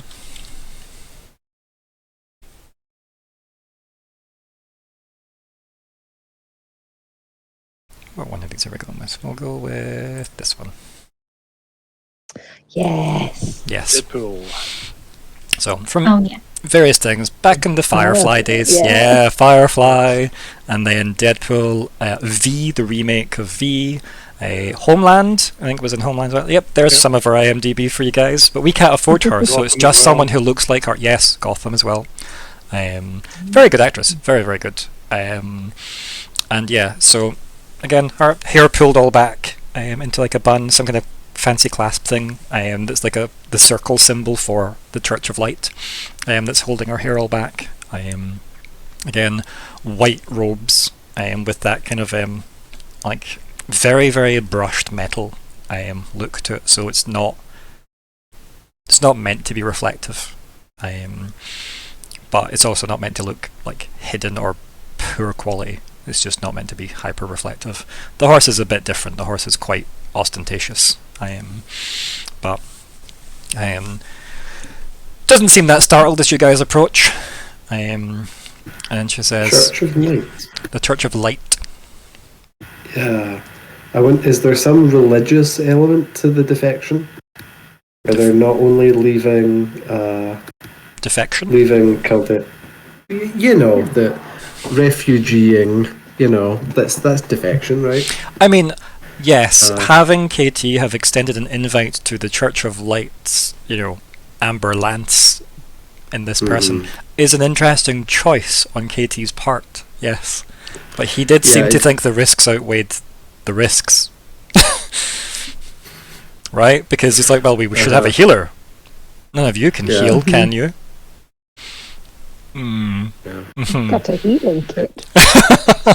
So Put a master on you. They've been here longer than he knew we were going to be there. Yeah, so he'd already made arrangements for this person to be there. Which is, I'm also going to join. it's also very curious. It does mean that it's likely it was Thane was going to have this person, which does imply that Thane is not a healer, but knows how to make that one specific healing potion, because it's the plant that he seemed to be cultivating. So, yeah. The conspiracy board grows. But yes, so he gets there. And she says, I was expecting Thane, and yet you have changed the plans. Should I be concerned by this, Count? And he just laughs into the night air. Doesn't answer her question, and then he just pivots halfway between the group and you guys, between her and the group. He says, "May I introduce you, so that we can start on the right foot, perhaps? This is Sir Darcy of the Whitehall." And then she kind of just does that kind of chin up and goes, "My name is Noya Darcy. There's no need for a sir. There is no ceremony here." I'll put her name in to the NPC chat. Noya Darcy.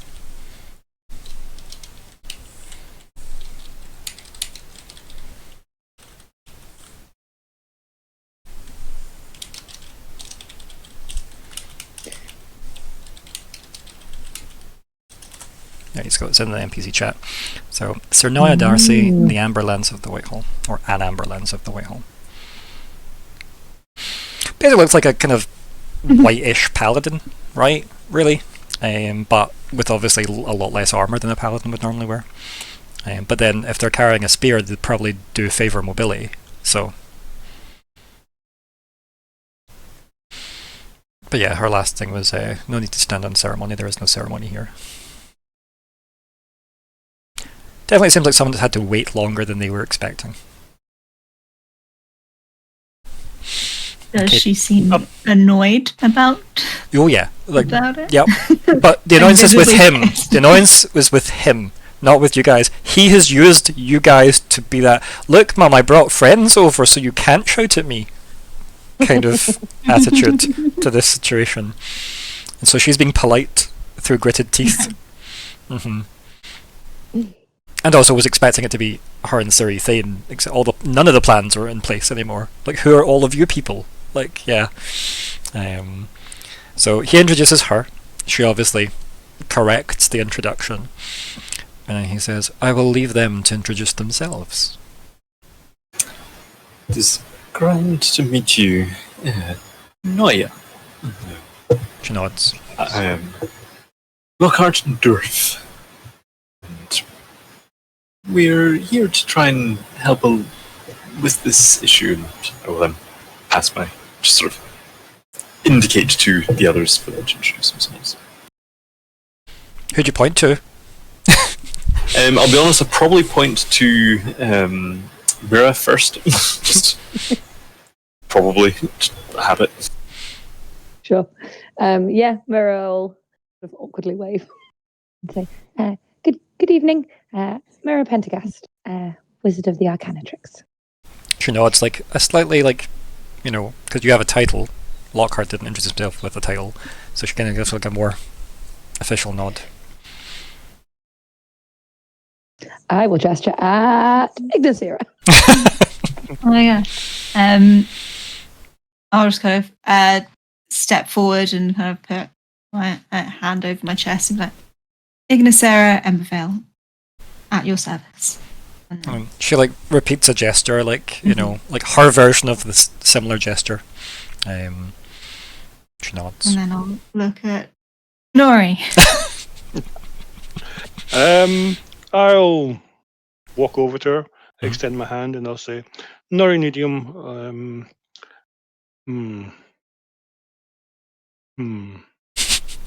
from Bridge over Whitewater. I'm getting braver with that rather than saying the capital. I'm trying to embrace my... Yeah, and like she'll take like your hand if you're giving your hand and like, you know, do that kind of, you know, knightly salute, you know. Or like an arm gesture of grabbing your wrists. It's just weird. Check if her bracer's done. Are you trying to take her bracer? Have you checked if your stuff's gone? Yep. And then she obviously looks at the last person, but not least person, yes. Yeah, and just sort of waves, sort of half-heartedly, like, hey, Falkwin, also the Arcanatrix. Not a wizard, though. Yeah, charmed. Although, not literally, that's not my specialism. Pleased to meet you. Just as that takes a breath of, okay. I'm sure the Arcanatrix is fortunate to have you in their ranks. Falkwin doesn't even think about the implication there. It's just like, thank you.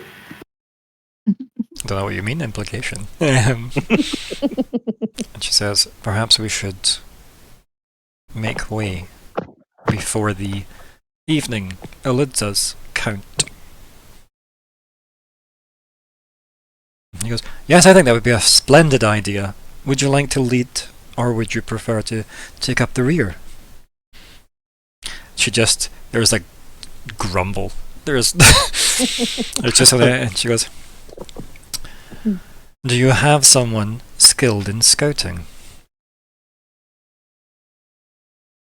I can take that role. Yeah, we all look at Nori. It's a big arrow points to Nori. And it's like, then perhaps, for the sake of expediency and secrecy, if you are light on your feet, you should lead. Nori, I have a thing I want to try.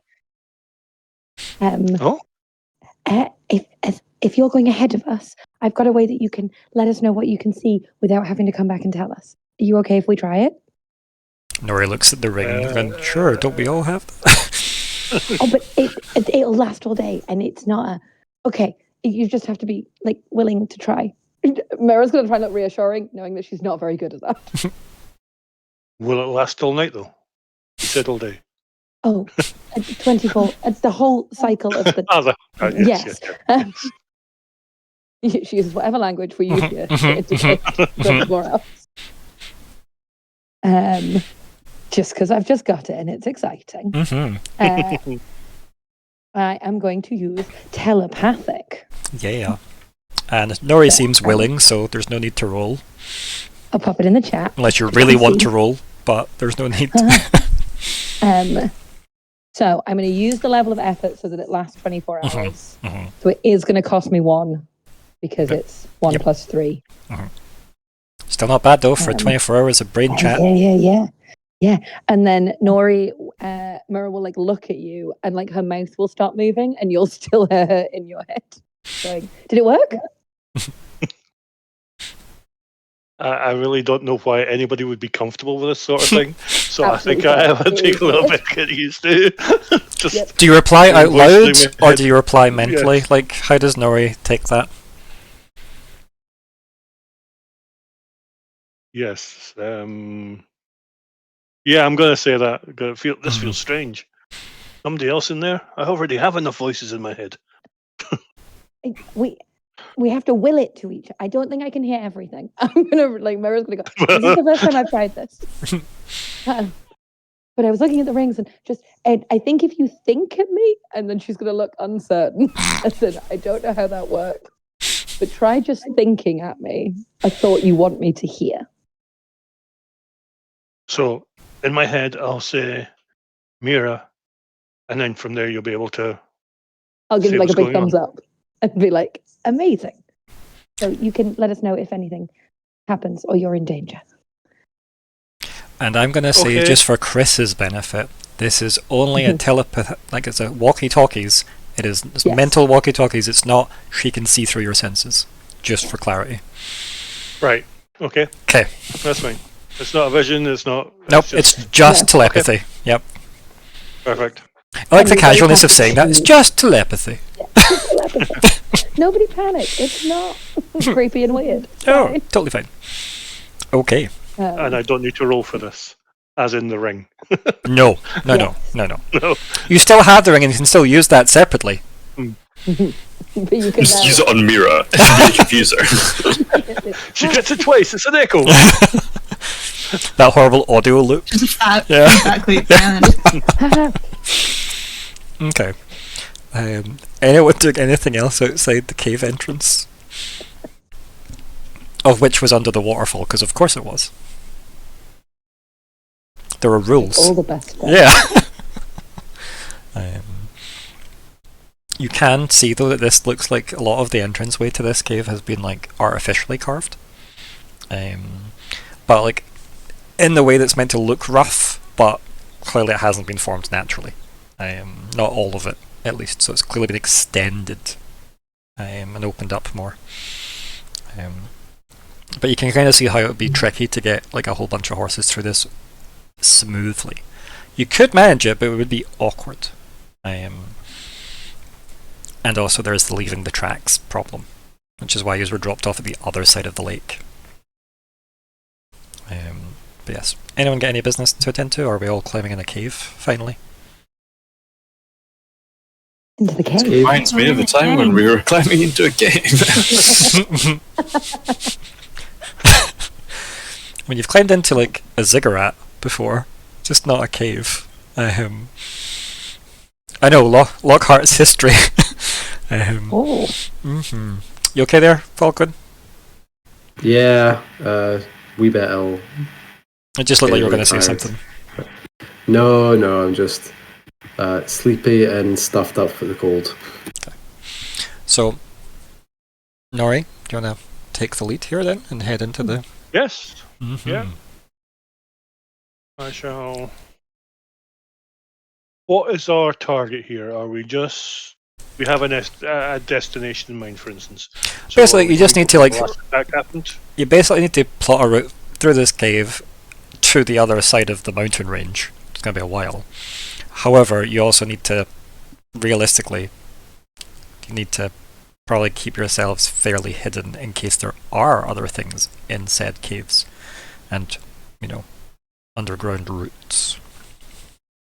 So it's up to you. Okay. You've got navigation rolls, you've got stealth rolls. You tell me what you want to hit out with, because if you're navigating without stealth, that's fine. You can probably move faster. But currently, you are just a bunch of people in caves. You aren't currently committing a war crime. Which you aren't Yeah. committing anyway. It's just a potential war starting crime that you'd be committing on the way back. completely different. So, Yeah.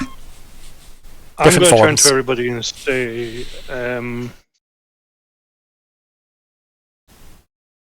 Katie, do you have, or does anybody have any skills in being able to see in the dark? Riven did. Yes, I know. Well, do we not I all? love it a bit. Does our thingy not have light? Your rings Our have rings. light. But again, I'm thinking See in the dark, not glow in the that's going dark. to draw attention to it.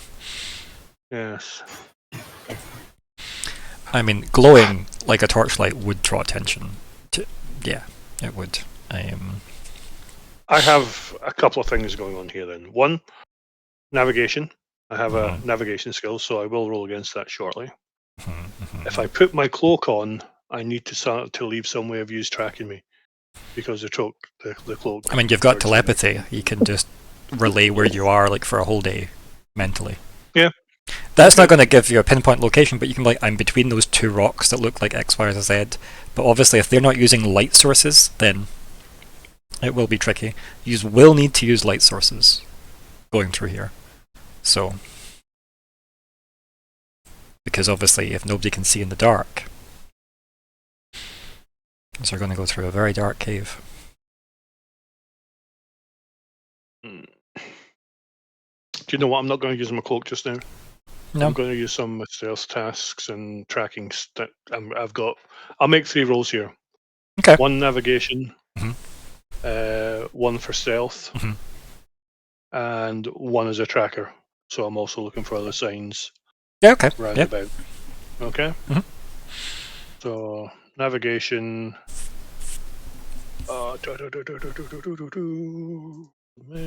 Difficulty unknown. Effort to roll.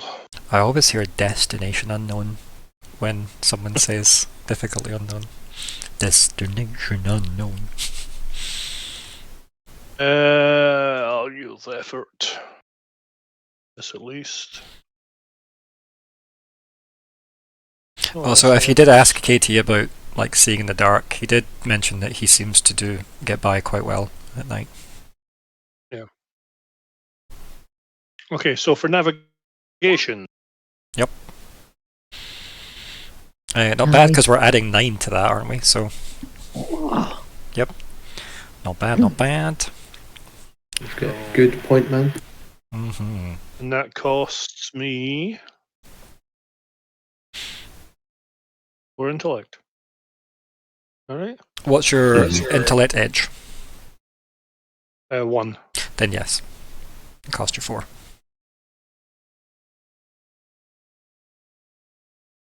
Okay. Stealth tasks. Mm-hmm.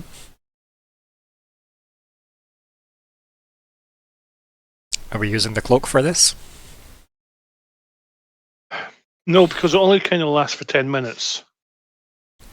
So I'm not going to use that at the moment. I'm going to use that if I've got to stay hidden or become hidden. Yeah, cool. So at the moment I'm just using my natural skills. Okay.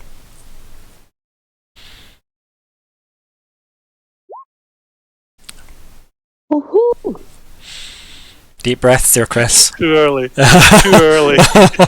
way too early for that roll. Okay. You can have a refund if you want your points back for that one, because Yes. yeah. So Yes, please. yeah. So how much did you actually? What was your speed edge? 2. 2. So that would have been 3 points. That would have cost you then. So you can just have those 3 points back, if you want, unless you want a major effect of some kind that you can think of. But I think the points back's probably more valuable at this stage. Well, that's going to depend on my next roll. My next roll is tracker. If it comes up that I have found anything, No, then I but need to relate it that. really does matter now because I need to know if anything's found you. Yes, but if I find anything else, I need to relate that back to them. Yes, but currently you're trying to hide from things while looking for things. We're dealing with the who can see you part of this, so I need to know if you're refunding yourself or not on this task, or Yes, if you're I'll giving your. refund me. Okay, cool, perfect. Now we'll find out if you find anything. Yes. Mm-hmm. We're using 2 effort again. Nice. Look at you with your effort spending. Look at the team.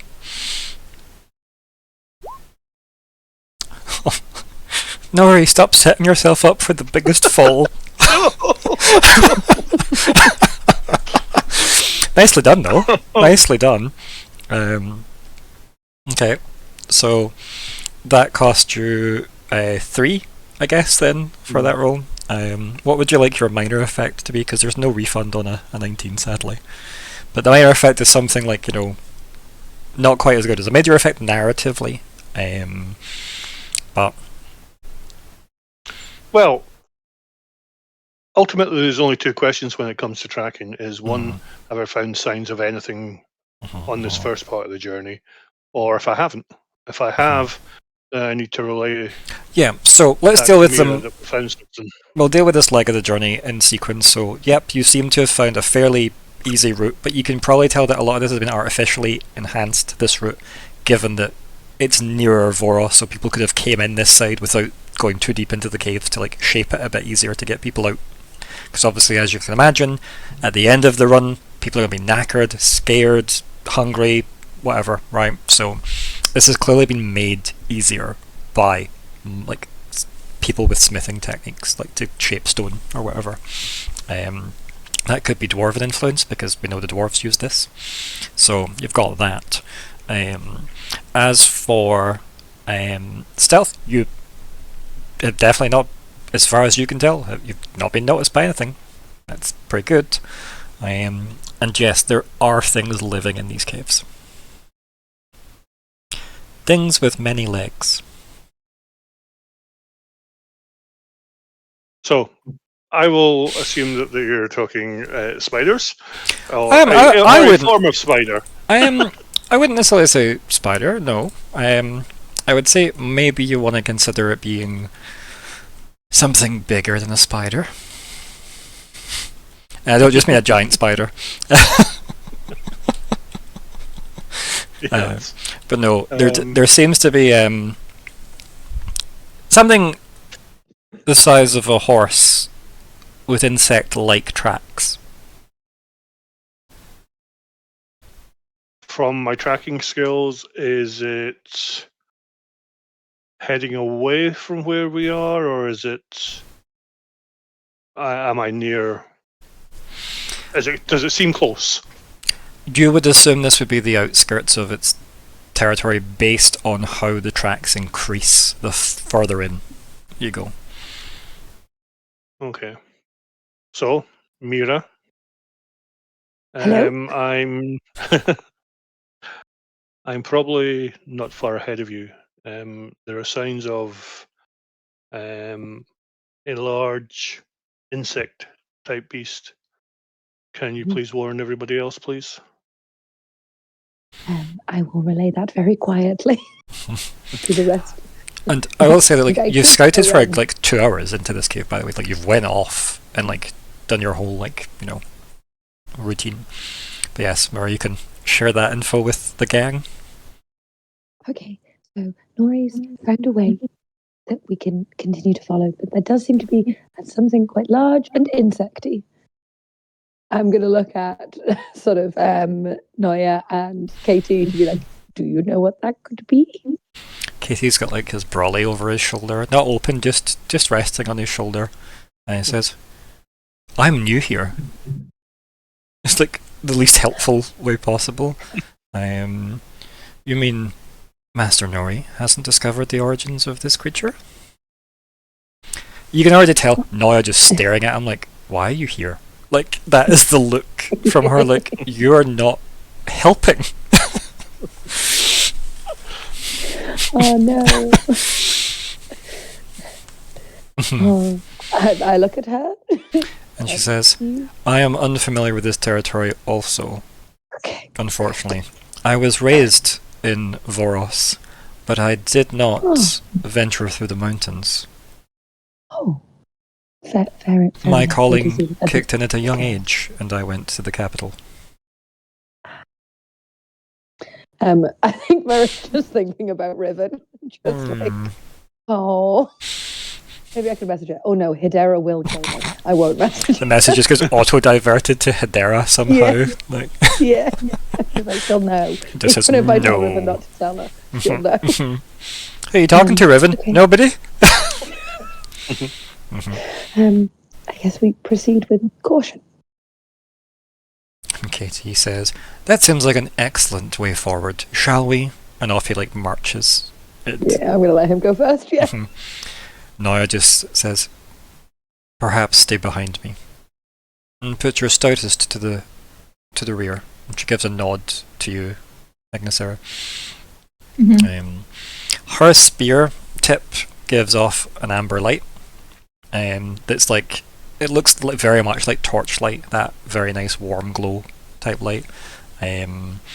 The light. It's not like a slowly red and then blue and. No, it does go wee woo wee woo when she swings it and the air goes through it.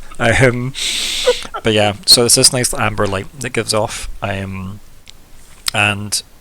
you can tell, like, as she heads to the front, with KT, as the light kind of goes with her, like, the light doesn't travel well. So as she goes off, that light doesn't work like a torch would. It does just seem to illuminate the area for her. So some fancy magic light.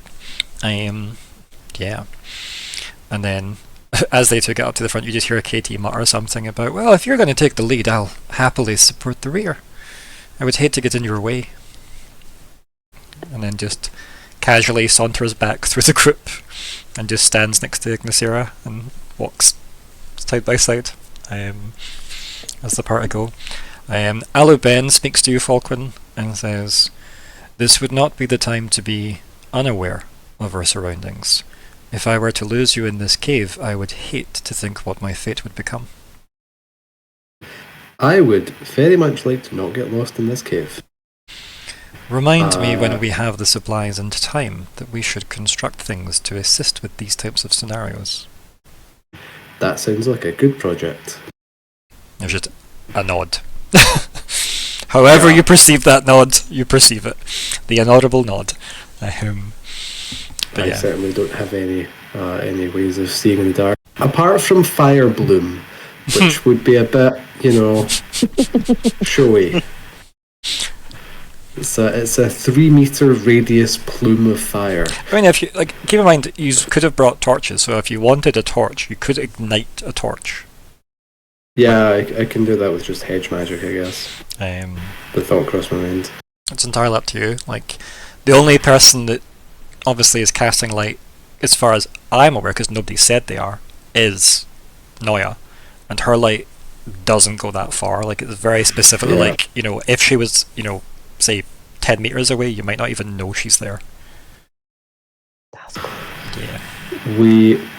I feel like we should either accelerate to stay inside her bubble of light, or we should strike up some torches.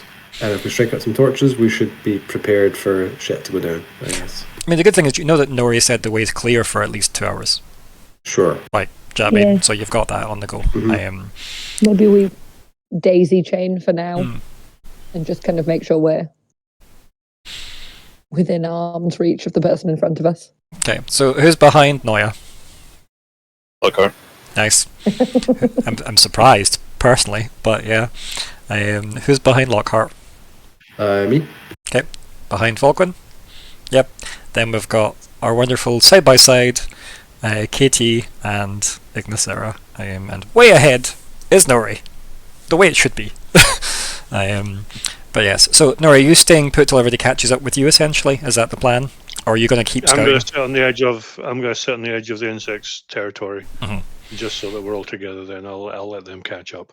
Yeah. Always scanning, obviously looking for any signs that it's coming close. I mean, your rolls were great. Like, we can assume that you're keeping edgy, like, quite nicely. Your rolls were very, very good.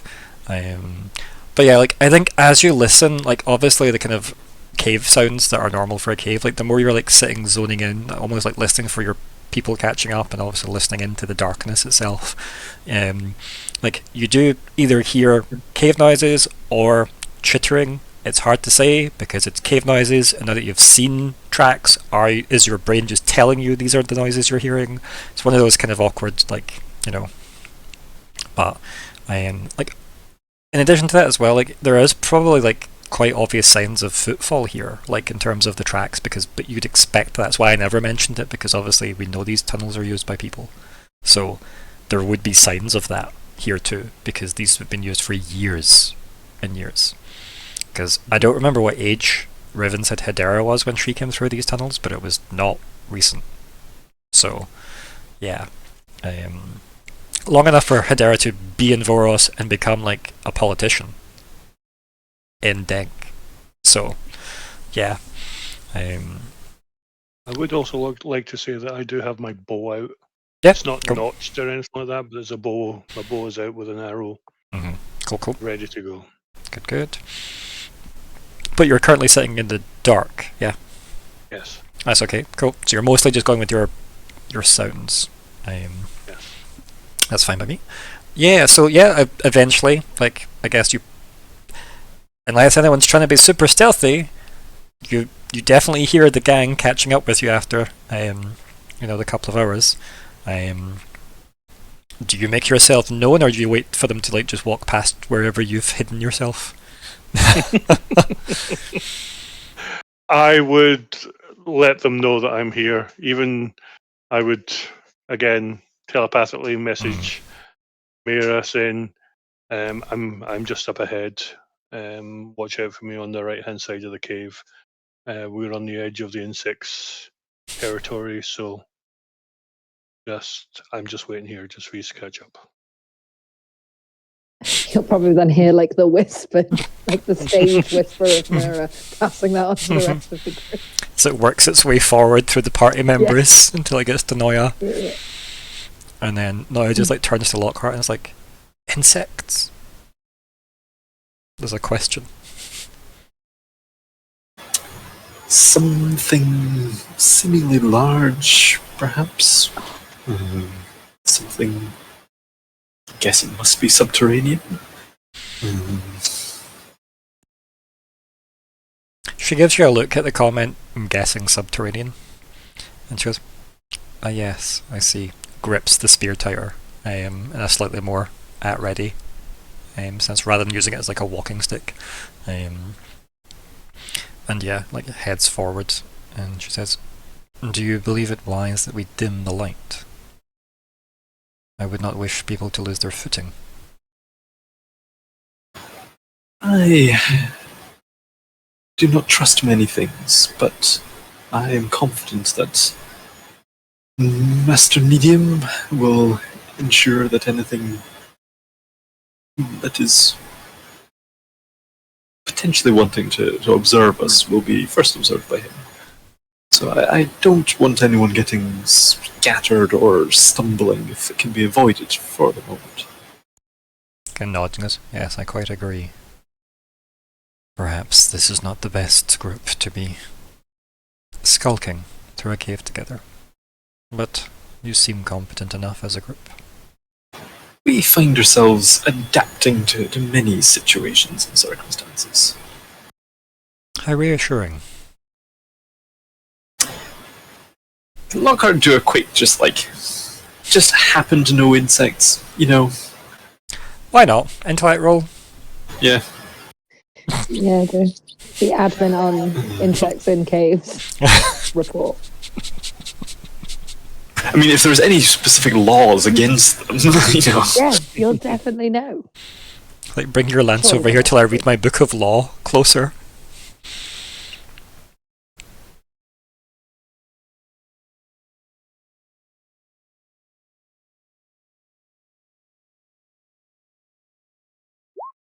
It probably is getting colder in here as well. Much, much colder, like as you go through the kind of dankness of a cave kicking in. But yeah, like an 18 plus 3 levels of effort. So we're just adding 9 to that, yeah. Lockhart knows nothing about insects in this mountain.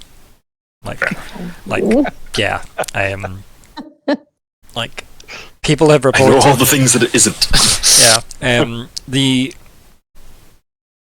No, I don't see how in Lockhart's wheels, right, or his circles, I don't see how you would know anything about this.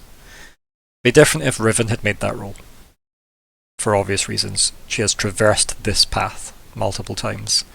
But Lockhart has, like, I think you even said you hadn't been to the short mountains, was that right, before? I mean, we're talking about Dagda Cathera. Sure, yeah. I don't remember. Like, I don't remember if you said you'd been or not. I feel like I remember you specifically saying you hadn't been somewhere. But yeah, so very little known. I mean, people report about various attacks or like dangerous, fauna in various places, but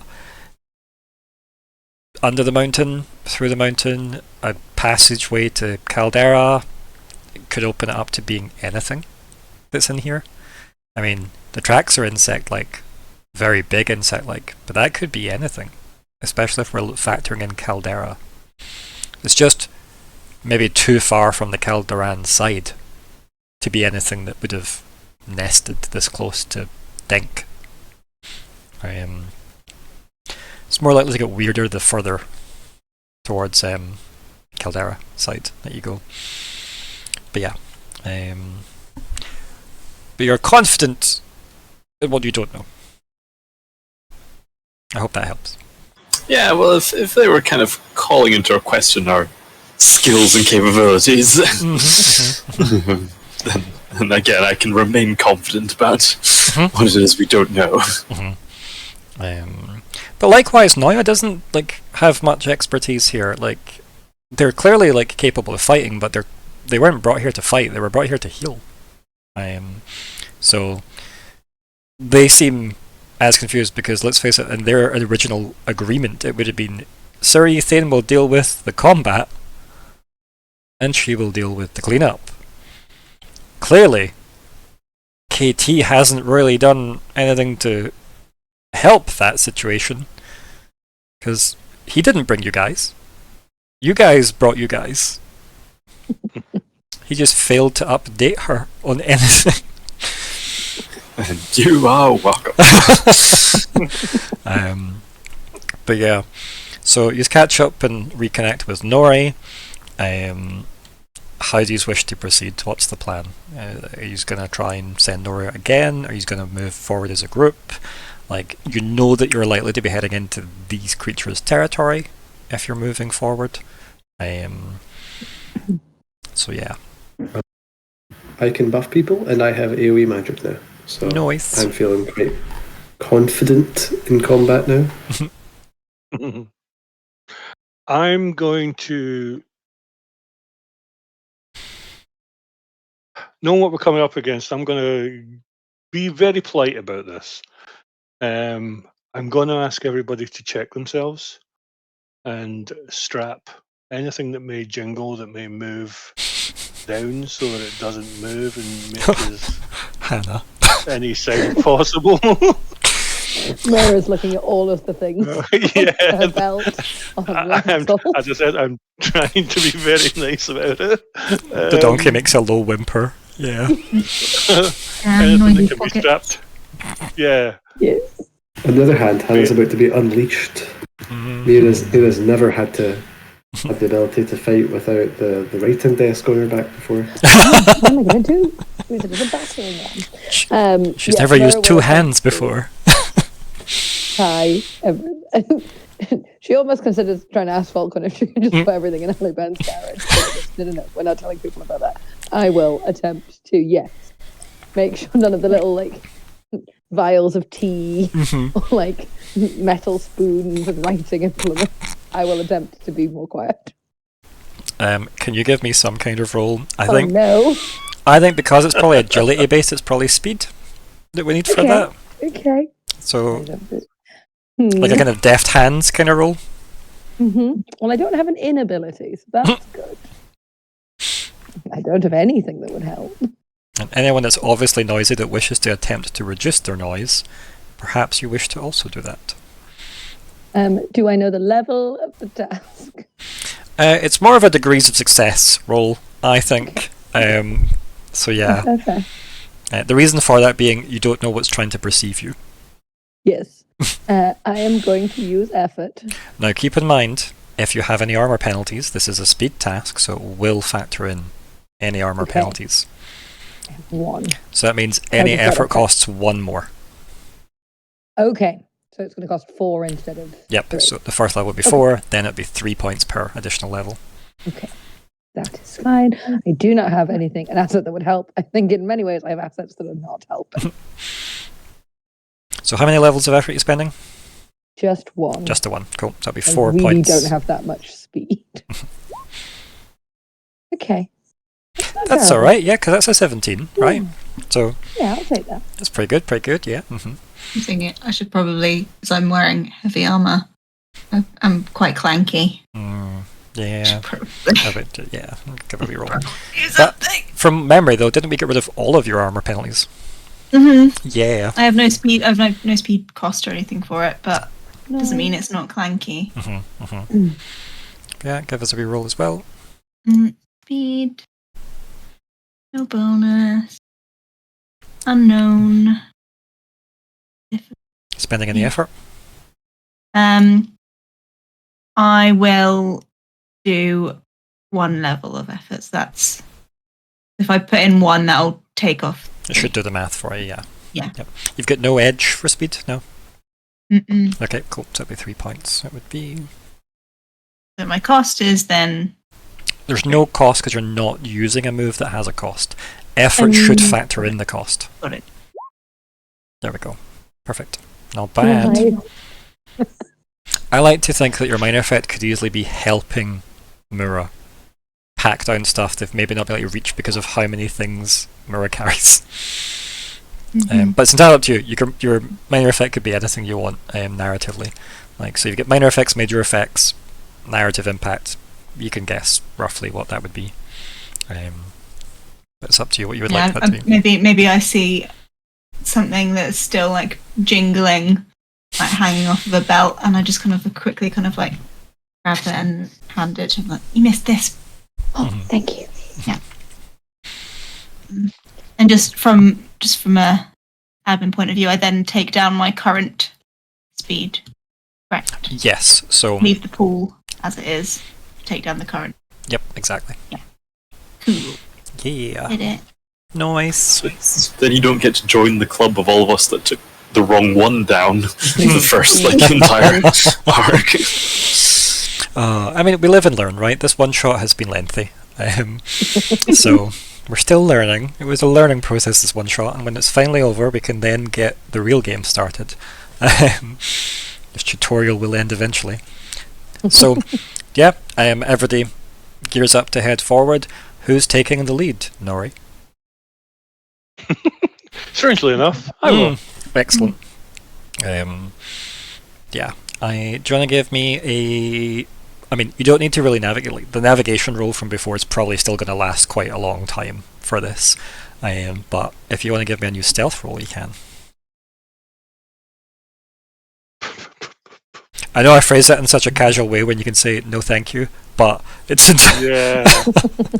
Want to do a stealth roll. Difficulty unknown, although it's just been made harder. I mean, to be fair, your team have done well at trying to, like, keep themselves quiet. Like, yeah. Mm-hmm. It's just Yeah, keeping Lockhart quiet from muttering about the law. No safety rails in this case. I'm a speaker, not a quieter. Yes, and we've got another one there as well, so yes. Yeah, for stereo. Yeah. Oh my! Way. Roll 20. At some point it's going to turn on us.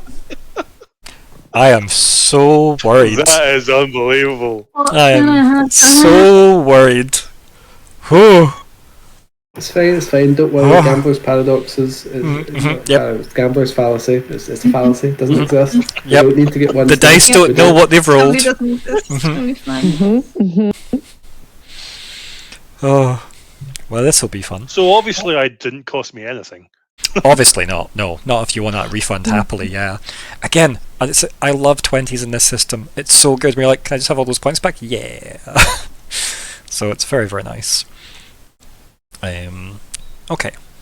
So you head obviously forward.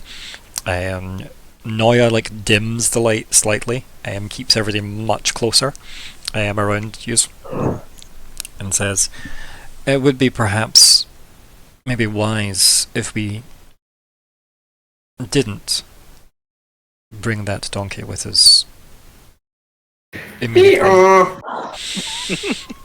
And she like gives you a look as if to as you're holding onto it with like all this, like some of the stuff packed onto it, and are saying, "It could give our position away. I'm not saying abandon it completely, merely that you may wish to leave it here and come back for it." Okay. Myr'ra's gonna like say bye-bye to Lentil for a bit. She'll try and find somewhere for like a little alcove. Yeah. We can maybe like, have a nap. Tack it up and then Yeah. it's mostly just a Noya's like, let's not just take a donkey into somewhere we're trying to sneak through. Yeah, But obviously if the coast is clear we can double back. I mean but that is something to factor in. Is that could be an ongoing problem that would extend the time. Yeah. So if you're going to freak out anytime soon and need a snack, Do it soon. I mean, the thing is, you're already topped up on snack, so yeah. Yep. Or chuck it in Aliben's garage and hope she doesn't mind the donkey for a bit. I might think about that. See if I can find a time to ask Falkwin. Although I don't To remember ask what the Alibet. rules about putting living things in there were, but I know we had a bit of a headache about that last time. I don't know if they were mentioned. No. We'll hand wave that for now until we need to know. Can Aliben not make, like, you know, an oxygen tank or something? That could be their crafting plan for the next. Yeah, what have you given her to craft with again so far? Like nothing? Yep. Nothing yet. Nothing yet. She's running on The empty. whole- Yep. Yeah. Aliben's Fal- crafting table's empty. Yeah. So Falkwin asks the people taking point, which I guess are Noya and Nori, whether they think we're going to engage soon, because I can buff us somewhat beforehand, but the buffs only last a couple of minutes, so it would need to be just before we engage to get the most value. Noya looks at you and says, "How loud is the casting of this?" I can whisper. And then, yeah, you realise that obviously speaking power words, as Falkwin does, Yeah. is not subtle. I believe the description you specifically used was like dragon shouts from Skyrim. Yes, that's true. That's true. Like we went for a subtle speaker and we got a non-subtle speaker to balance. Yes. Mm-hmm. Okay. Yes. They're not that subtle, I suppose.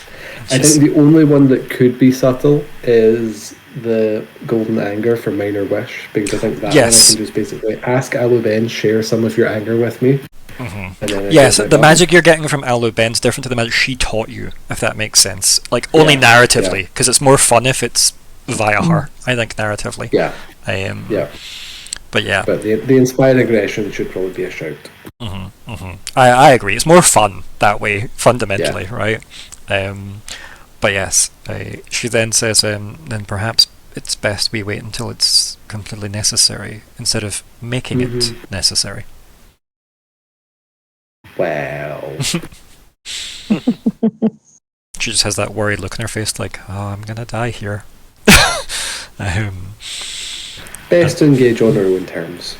Yes, and she turns and says, Master Nediam, could you perhaps take a short lead on this and see if we can navigate through this maze without any unwanted encounters?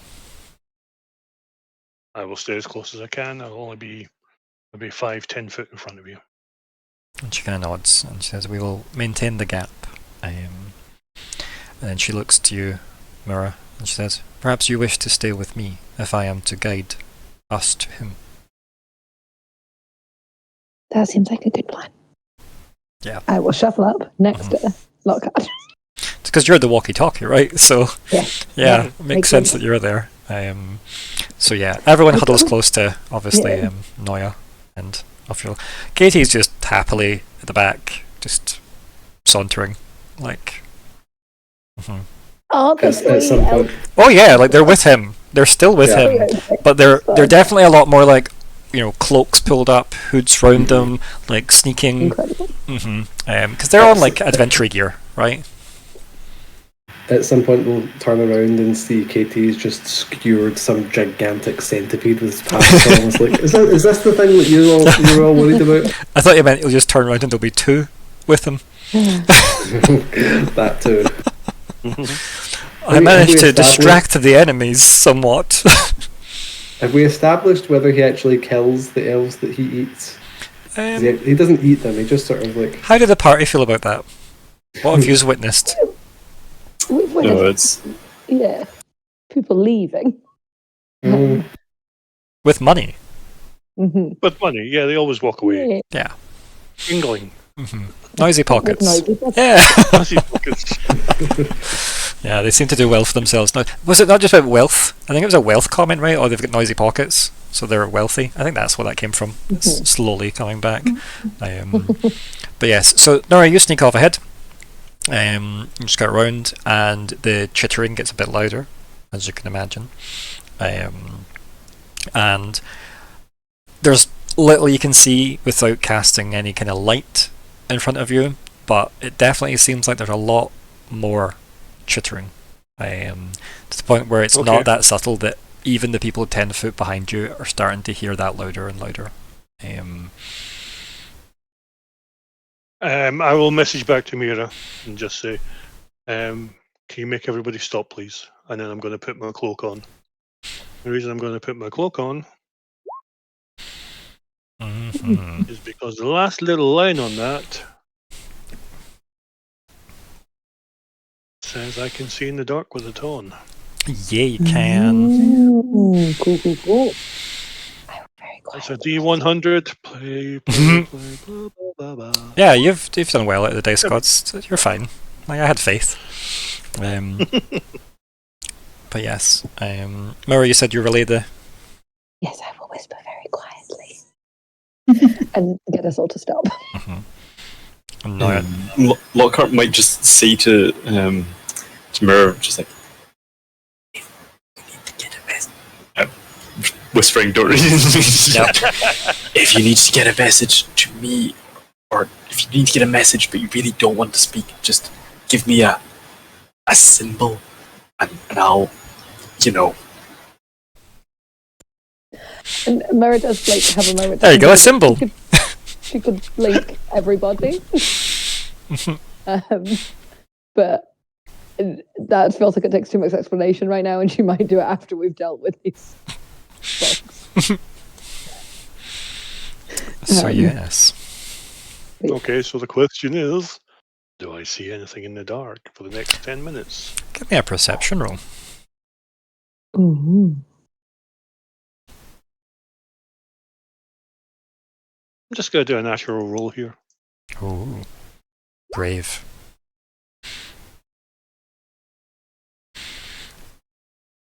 I mean, yeah, it's alright. Because what's that, 12?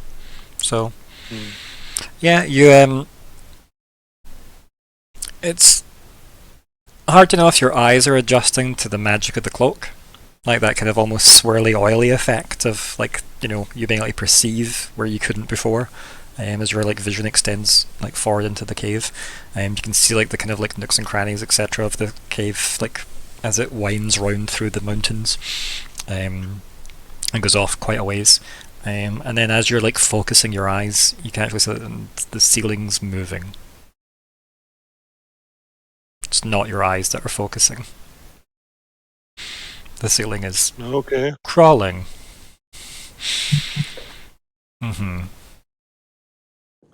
Before I do anything else, is there any with that stealth? No, maybe not. I mean, you're currently still hidden. Yeah, like don't worry about that. None of them look like they've spotted you and have said to their mate, "Hey, who's that?" So I can see it, see something. Lots of writhing on the ceiling. Yes, I'm going to do another perception roll just to see if there's anywhere obvious. Anyway, roundabout what we're seeing for the group. Sure. See if we can how. You know what I mean? Can you tell approximately what sort of area they cover on the ceiling? Many are there. Given the roll, it's the ceiling he can perceive as the cave winds. It doesn't look like it ended from where he could see. So there's a lot of them. Yes. This cave is very big though, like very tall. Probably taller than you'd expected given the like the small entrance that you've now kind of opened up into a big echoey place. So there's really a lot of them. Well, they're mostly on the ceiling. They're not on like the walls. They're on the Yes. ceiling. Yeah. But if the ceiling's high up, then our field of view means that that's quite a big area. Oh yeah, I mean, also these things are the size of horses. Mm-hmm. Yeah.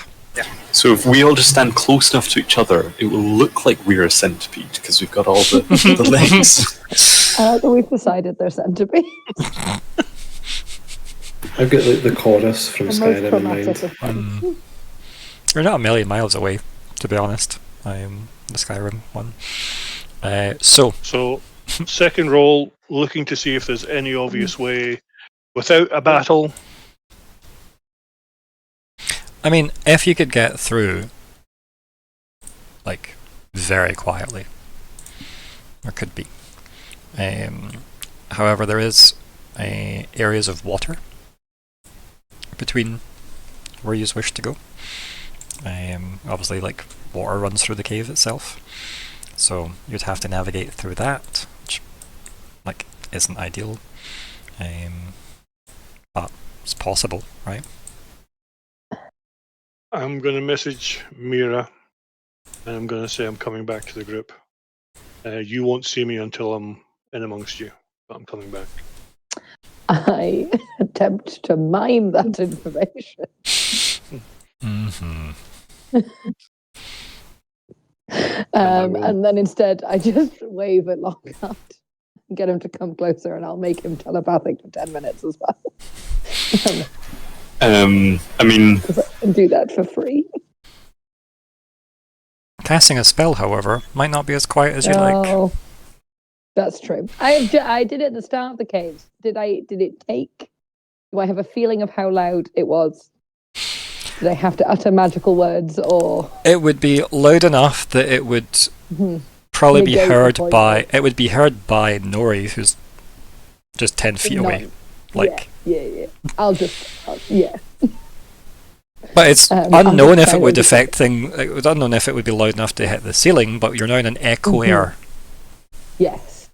Okay. I won't. Is- Then. I will just try and like mime that I can. He's coming back. Yeah.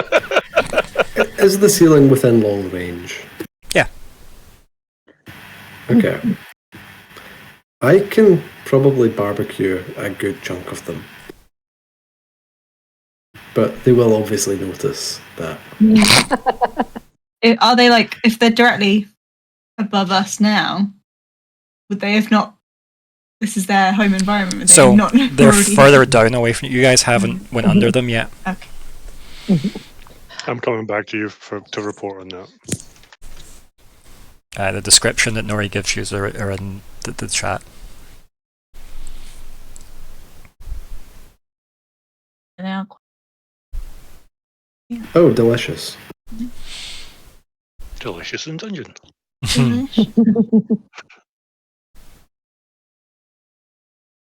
The size Yeah, of we a could horse.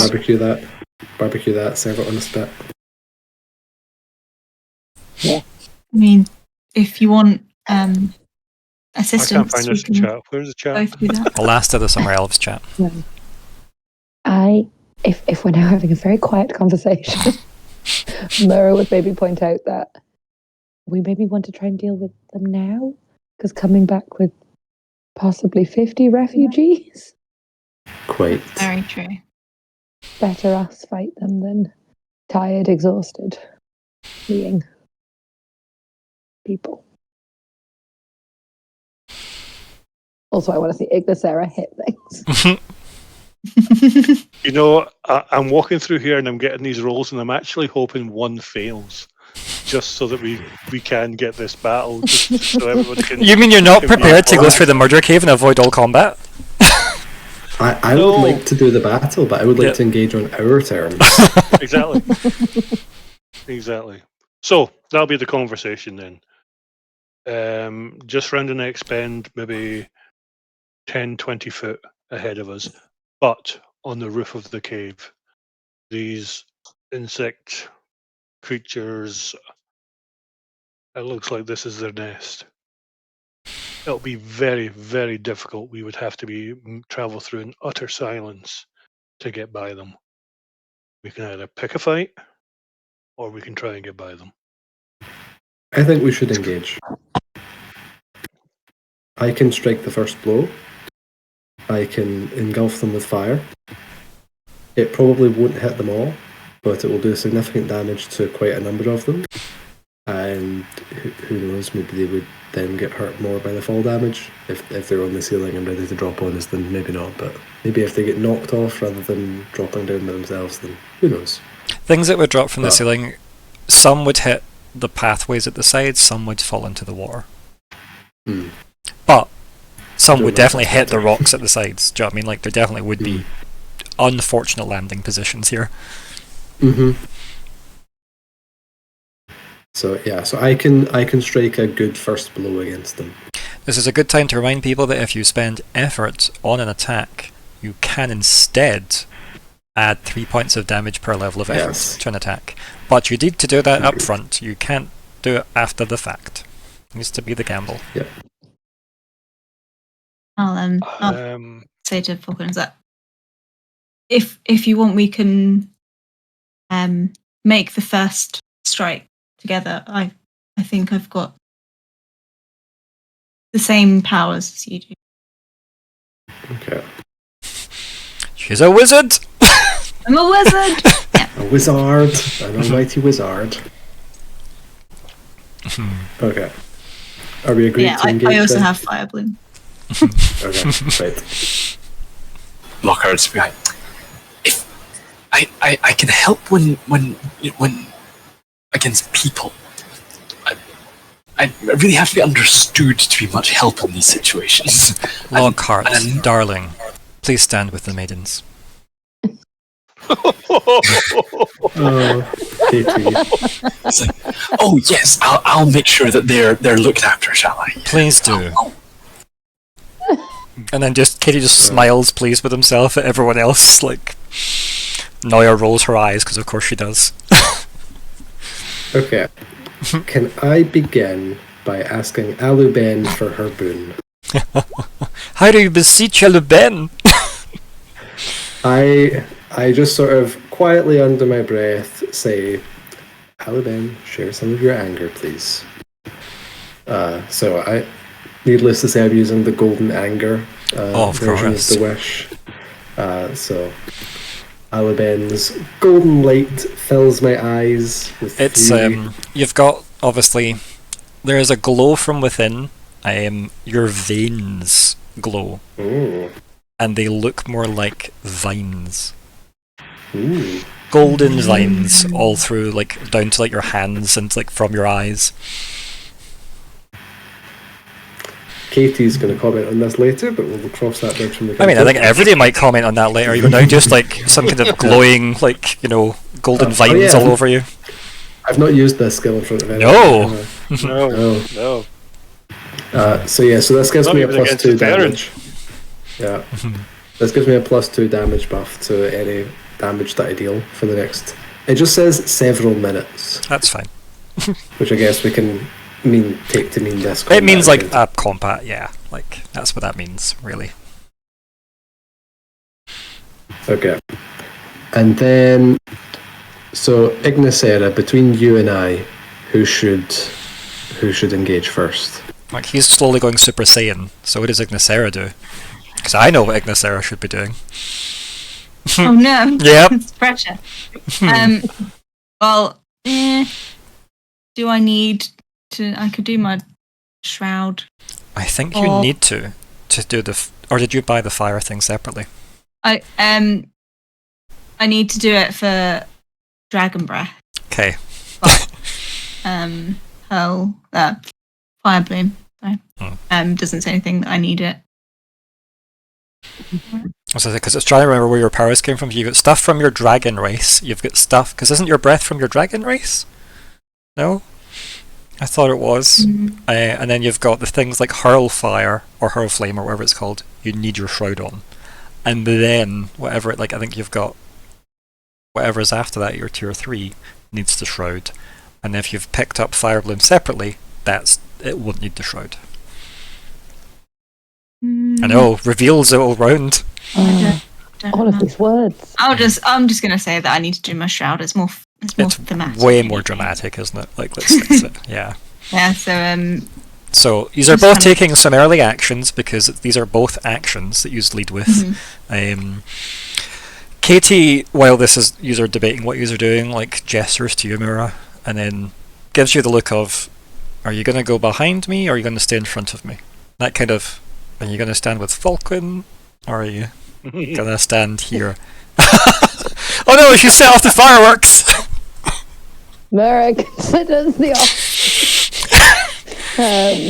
I think if they're on the ceiling, she's probably going to stay with Falkwin. Okay. Because that feels like her friends are probably closer to her than these things. And Myr'ra doesn't care about friends and foes. Yeah, we don't want to have you murdering the maidens and, like... awkward. I mean, maybe Myr'ra will have some barbecued chorus meat to have afterwards. But yes. So I think she'll stay with Falkwin and attempt to stay in human-esque form. Yes. So you head up to the front. So, yep, Katie's very happy to be after Myr'ra, body blocking, the other 4 behind him. Obviously, Nori, you're up front as well with Noya. Noya and you, I guess, stand to the side to let the 2 people that are about to be very glowy do their thing. So, are they going to explain their spells to us before they do them?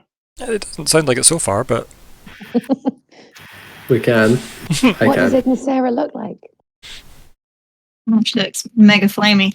It's just she makes a couple of little hand gestures, and then claps her hands together, and then like her entire body gets kind of engulfed with like a fire kind of like lick as it like comes up, and she has a shroud of flame around her. Fantastic 4 image. Yes. Cool. Of course. So she's now shrouded in flames. 10 minutes. It doesn't burn me. It burns people who tried to attack. And not just the general public in the close vicinity. Well, depends if they're trying to attack. You have to try and touch or make a melee attack. Okay. So suddenly in this dark tunnel, lit by Naya's torch, we're going to... Keep in mind, her torch doesn't light the tunnel, it only lets you see in the tunnel. No. Yeah. That's what I mean. Are we still within that? You're still in that The bubble, reason I'm asking, but it doesn't necessarily mean it's masking their light. So presumably when Ignysera uses Shroud of Flame, that's going to start combat and they'll see us and we'll do the initiative. I mean, we'll wait and see what I say in 2 seconds. Sure. This is my expectation. So, for everybody that wishes to know, Shroud of Flame, 1 intellect, at your command, your entire body becomes shrouded in flames that last up to 10 minutes. The fire doesn't burn you but automatically inflicts 2 points of damage to anyone that tries to touch you or strike you with a melee attack. Flames from another source can still hurt you while the shroud is active. You gain +2 armor against damage from fire from another source enabler. So it doesn't specifically say that it, is a massive beacon in the dark, but I think we can assume from the way this game runs off common sense a lot of the time, unless you're any of Lockhart's abilities in a combat scenario, then yeah, you can probably assume that this place is a lot brighter just between the 2 of you. one glowing with golden light with vines all up his veins and glowing eyes, and then, not the most bright, but also, bright enough that you stand out a bit, and then the Human Torch. Yeah. Oh, that's Human Torch. The Human Torch. So it's more like the second you have kind of fire flames flicking off and kind of. Mm-hmm. Yeah, that second image was awesome looking. So yes, given that, yes, Nori, if you've still got your hood up and you're looking into the dark, it's slightly less dark now. Yes, you can see some of these creatures starting to scuttle this way. Not en masse or anything, but some have got curious enough to go investigate these new light sources. Noya just turns and says, she doesn't take her eyes off the moving horde, and she just kind of says, I hope this is wise. We're about to find out. But narratively, there's enough time for people who haven't taken their actions. Who else would like to have taken an action worth of something before we move on to them actually doing an action? I mean, with the maidens, in my own RP with the maidens, yes. You don't see them. Well, this reminds me of a time where we had to stand at the back and run away if things go badly. If they all get, torn to shreds. I'm not saying this has happened before, but if we have to run away quickly, here's some hints and tips on how to do it. Two of them are looking past you at KT, and the other one that's listening to you stops you and puts a hand on your hand and says, "It's okay. Count threems with us." This is why I am still here. But if you want to stand behind me, I'll keep you safe. Oh, they're very nice, these ladies. I think we've got enough meat shields. I mean, how's that going, Sheev? We'll all stay together. Just keep it as a group. But if they were listening, then perhaps they could run away more quickly now. Yeah, because obviously it is very specifically not attack or defense. But run away seems like an athletics buff. Yeah. Why not? But yeah, so that happens. Okay, you start. I'm not entirely defenseless, by the way, but I reckon you guys have got this. So you'll hear that a lot during this game. I'm not entirely defenseless, but I think yous have this. Would any of these terrifying-looking creatures be within short range? Not yet. Okay. I won't wait. I was going to say, I can try and scan one and find out how hard they are to hit, but... You could maybe do that if any survive this opening salvo that's about to happen from our artillery. Because, I don't think I have anything else that's a prepare. Also, Falkwin, this is the first time you've had, this surge of power from Half-Elven. Even the recent events since meeting this group of people, you can already feel that connection with Half-Elven so much stronger now, to the point where it maybe does feel more like these are in concert rather than two separate things, right? Maybe there is a harmony to find between the two of you. Yep. It seems like a very healthy step towards that. And also maybe a question about what is her capabilities. I look forward to us doing... I mean, you mentioned Super Saiyan there. I look forward to us doing the fusion dance. Yes. But yeah, so... Yep. Can I... I'm so sorry. That's I have okay. another thing I can do. Can I do my 6-second recovery roll? Yeah, you can. Because I have very little speed. Yes, you can. Thank you all. No problemo. Definitely worth doing now. I clicked it, nothing happened. I try again. There you go, 9 points, that's alright. Yeah. Yeah, back to full in all the things. Nori, anything you want to do?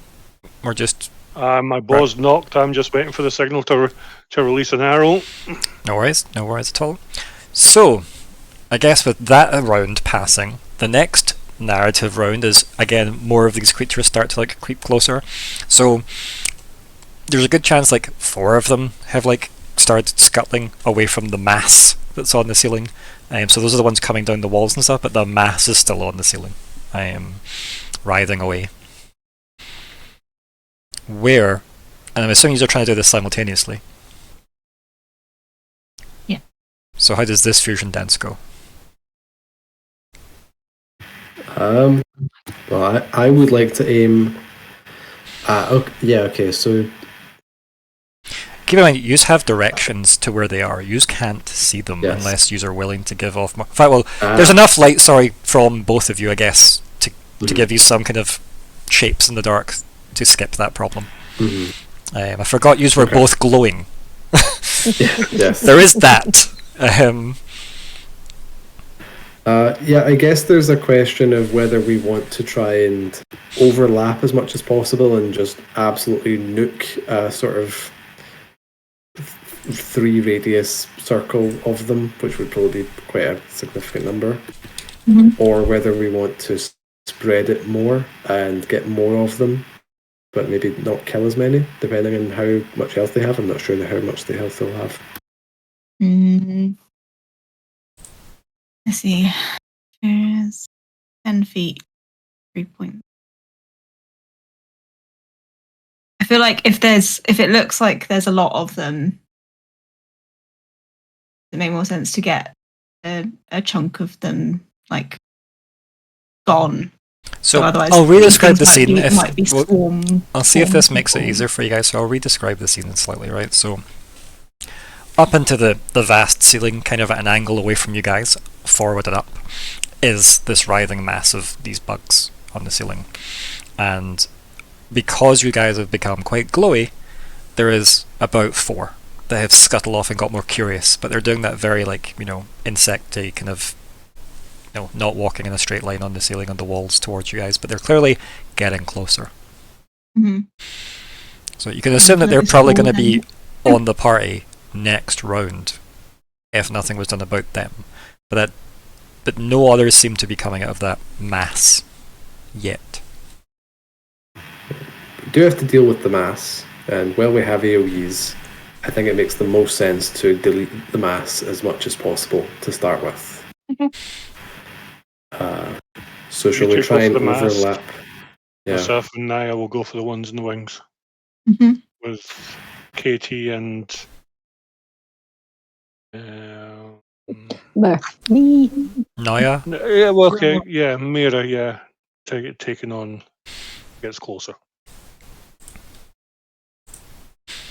Yeah. Okay, so we'll aim for the mass. Yeah. Yes. So we'll both aim for the big mass. Okay. Well, so we're going to be rolling, obviously. We certainly are. And they're both long-range attacks. So it's Fire Bloom. You just tell me what you're spending, because you know how much Fire Bloom costs. Is it 3 points to fire Fire Bloom? What is it? It's 4. Okay, so it starts at 4. Okay. How much effort are we spending and what on, if any? Do we have any inkling of how difficult it's going to be to hit this mass? It's not that difficult considering it's quite a wide area you're aiming at with an AoE spell. Yeah. But you are shooting into the dark. Yes. I will probably use 1 effort on hitting and 2 effort on damage. Okay. Damn. I don't know what I should be using really. So. Well, I'll deal with his math first, so you can see how it all plays out, right? In terms of his math before we deal with the results. So, at the moment, the attack is costing 4 points of intellect, and then you're adding 3 levels of effort total. Okay, so that is 3 points for the first one, and then 2 and 2, because all the math is still done regardless, because it's one task. Okay, so at the moment that's going to be, is that 11 total? I think that is. So that totals to 11 points, right? Without your edge coming into play yet. Are you doing any more effort, or is that your cap? 3 is my cap. Okay, that's fine. So if that was 11, what's your intellect edge? My intellect edge is 3. Okay, so that brings us back down to 8. So this attack will cost you 8 points, and you're doing plus 6 damage from effort and plus 2 damage from Aluben, on top of whatever the attack does by default, which is? So that's 8 with the effort. No, wait, No, just 9? tell me what it says on the move, Firebloom. It's 3. So per Firebloom target. does 3 damage per target, but you're buffing that because it should have rules about spending effort on damage. It does not. I think it's just the default plus 3 per per level of effort. Can you paste Firebloom in as the ability, or is it only the attack you've got it coded as? No, I have the ability as well. Pop it in. Whoever's got it first, just chuck it in chat, and then we can go through that, just to make sure all our numbers are right. So Firebloom, so very specific important things that I was talking about are mentioned here. So it says here, Firebloom within long range, 10 foot, filling a 10-foot area, 3 meters in radius, which is very nice, better than diameter, and inflicting 3 points of damage on all affected targets. Effort applied to one attack counts for all attacks against the targets in that one area, which is the important bit.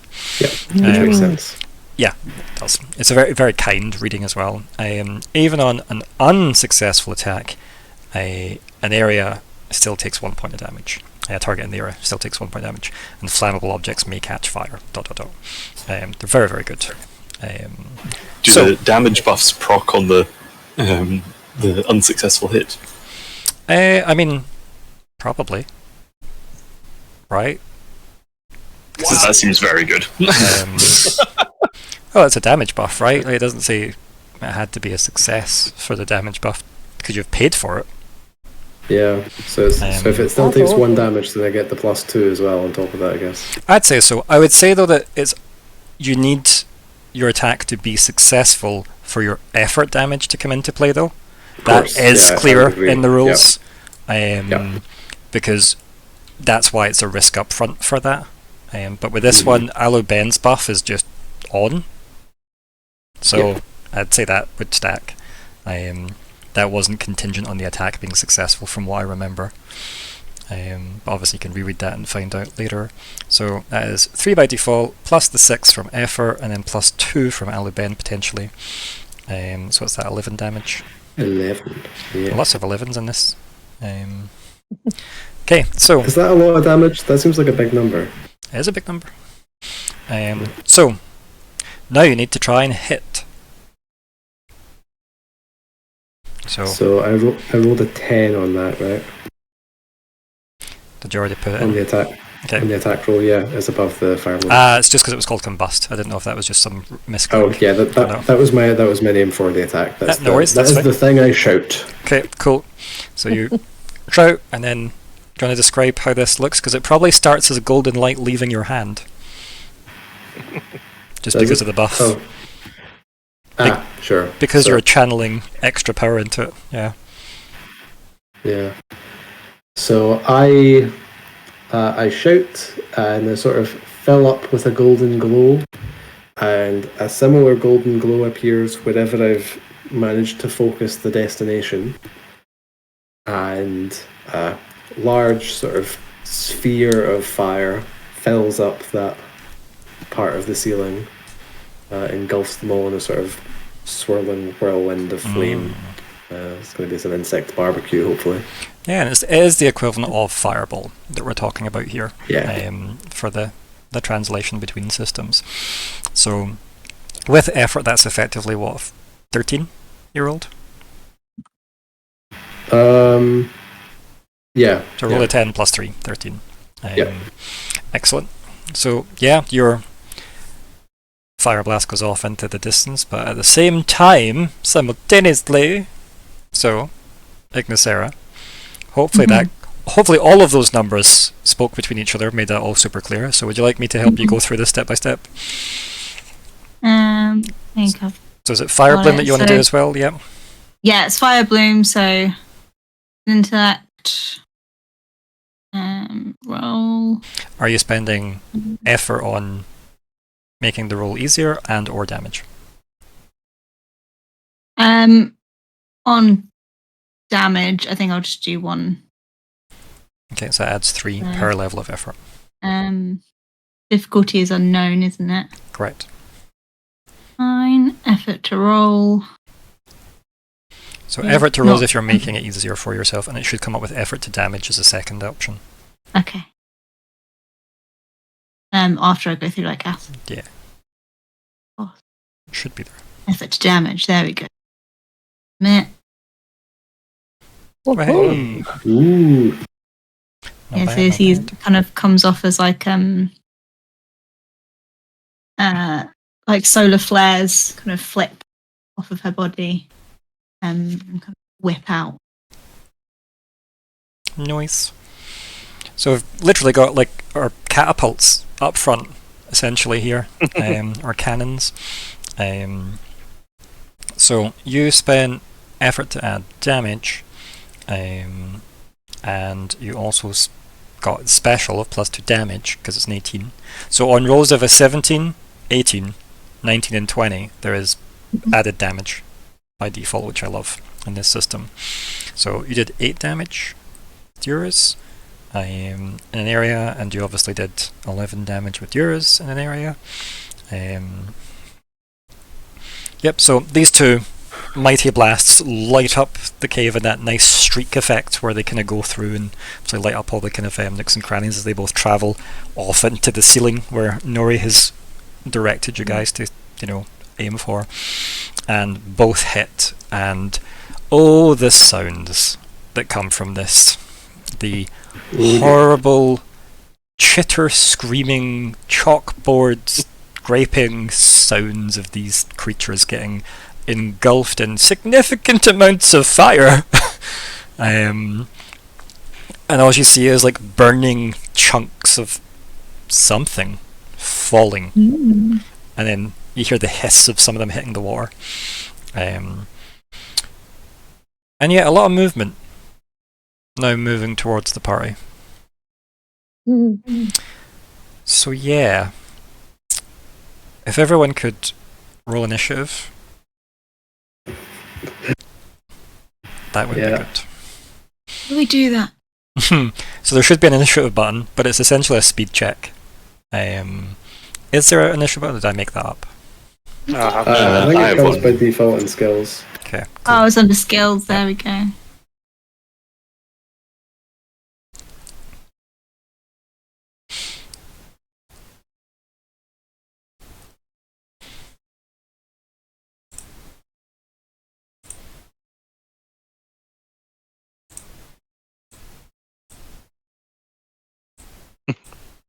I remember those names.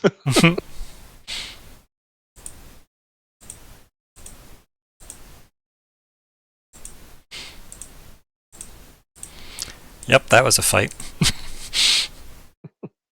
Okay, so let me add everyone in.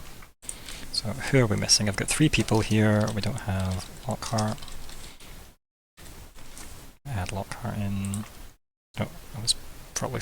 No, that's fine. Who else have I got? So we need Falkwin's there, so we need Ignysera. I appear to have the wrong number. No, don't worry about it. The number's there. Don't worry about it. Cool. We're making the list. The list can then be checked twice. Yes. Cool. Is that everyone that I need to care about? So obviously we've got Noya. The maidens. Is this where it turns out the maidens are actually terrifying war maidens? Yeah, obviously you want good blood, do you know what I mean? The bugs, I guess, as well. It'd be nice if the bugs didn't get a turn. I'd like that.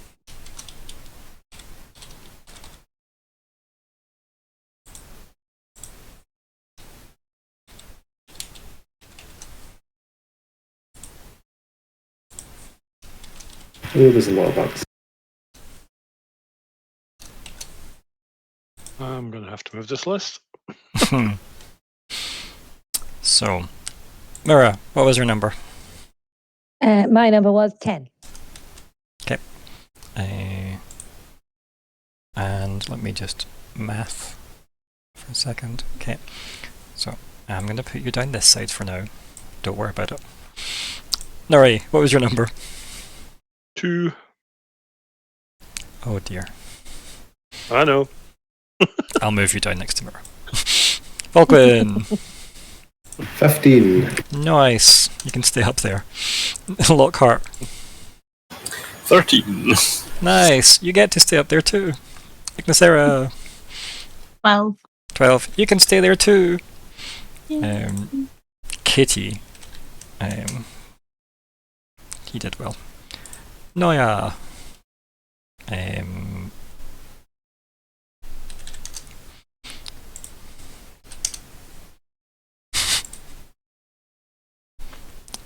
Let me remind myself how this works.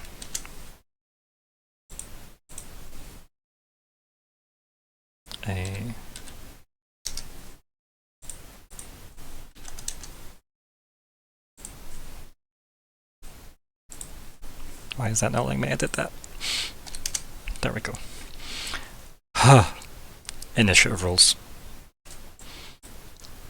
Let's see, what button organizes this? That one.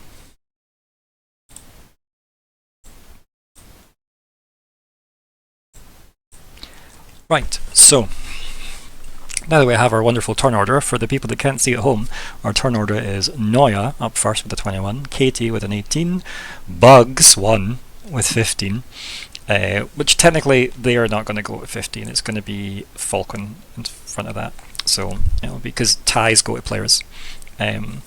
So Falkwin gets a 15, Bugs 1 gets a 15, Lockhart is on a 13, then Bugs 2 is on 12, nope, Ignysera is on a 12, then it's Bugs 2, then it is Myr'ra, then Bugs 3, then the Maidens, then Bugs 4, then Nori. That is our order. Bugs maybe 4. Bugs! So, Noya, after seeing the 2 artillery shots go off and rouse the masses as they all scutter towards the party, definitely swears in Celestial. This is the day that Falkwin learns there are swear words in Celestial. Aluben never taught you those. And Falkwin does speak basically every language. And after enough time. She looks to the party and then again either rolls her eyes in disappointment or rolls them back as she casts a spell with her spear that she takes in 2 hands, raises above herself, and the amber light gets very bright. And everyone gets +1 armor. Yeah, as long as you stay near her. You need to put it down in your or just... Well, if you know, you'll know, right? As long as you remember. Okay. I wish there was a way of keeping track of temporary buffs on your sheet. I mean, I can put a temporary buff in the turn order if you wanted. As long as we remember, it's uniform for everyone, so...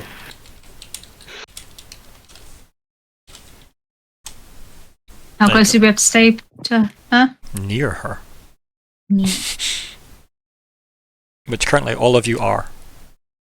Which is handy. So if you start splitting up, that will become important. So that's Noya's go. Katie just sighs and he turns back and passes you by to one of the maidens and then starts whispering something in her ear. And that's Katie's turn. Well, sure. Falkwin. I'm sure he's up to something. Could you set the scene to me with particular emphasis on where the biggest cluster of them is? See where you launched your fireball? That's where the biggest cluster is, eventually after a bunch had fell and hissed and smacked off the ground. Obviously nice little fire droplets from the effects of the fire that you guys have launched into that. And obviously the hissing as they hit the water below. A lot of them have filled that gap and started swarming towards you guys that way. There is a good chunk of these things, and it does look like some that hit the ground like were killed by the impact, not necessarily by the fire. But a lot were definitely incinerated on the ceiling. So you can take from that what you will. Well, that was 18 damage. What that means is Feels like a lot of clearly damage. their health is more than 8, but less than 11. Quite. Potentially factoring in armor somewhere. Which fire skips, which is handy. Interesting. Mm-hmm. Okay, I'm going to aim a combust at the big horde again. Okay, cool. I'm going to do... Oh, should I? I don't think I can afford to spend another 8 intellect. So Go big or go home. effort's gonna be lower. Yeah. I mean, it's up to you. It's entirely your choice. My reasoning would be, there's a lot of enemies coming at you. How many turns do you give in them? Well, the fewer I can give them, the better, I suppose. And I guess I could recover after. So, you know what? Let's do the same roll again. Let's do 1 effort on roll and then 2 on damage. Okay. Luckily, I wrote all the math down, so I don't have to redo that in my head. Yeah.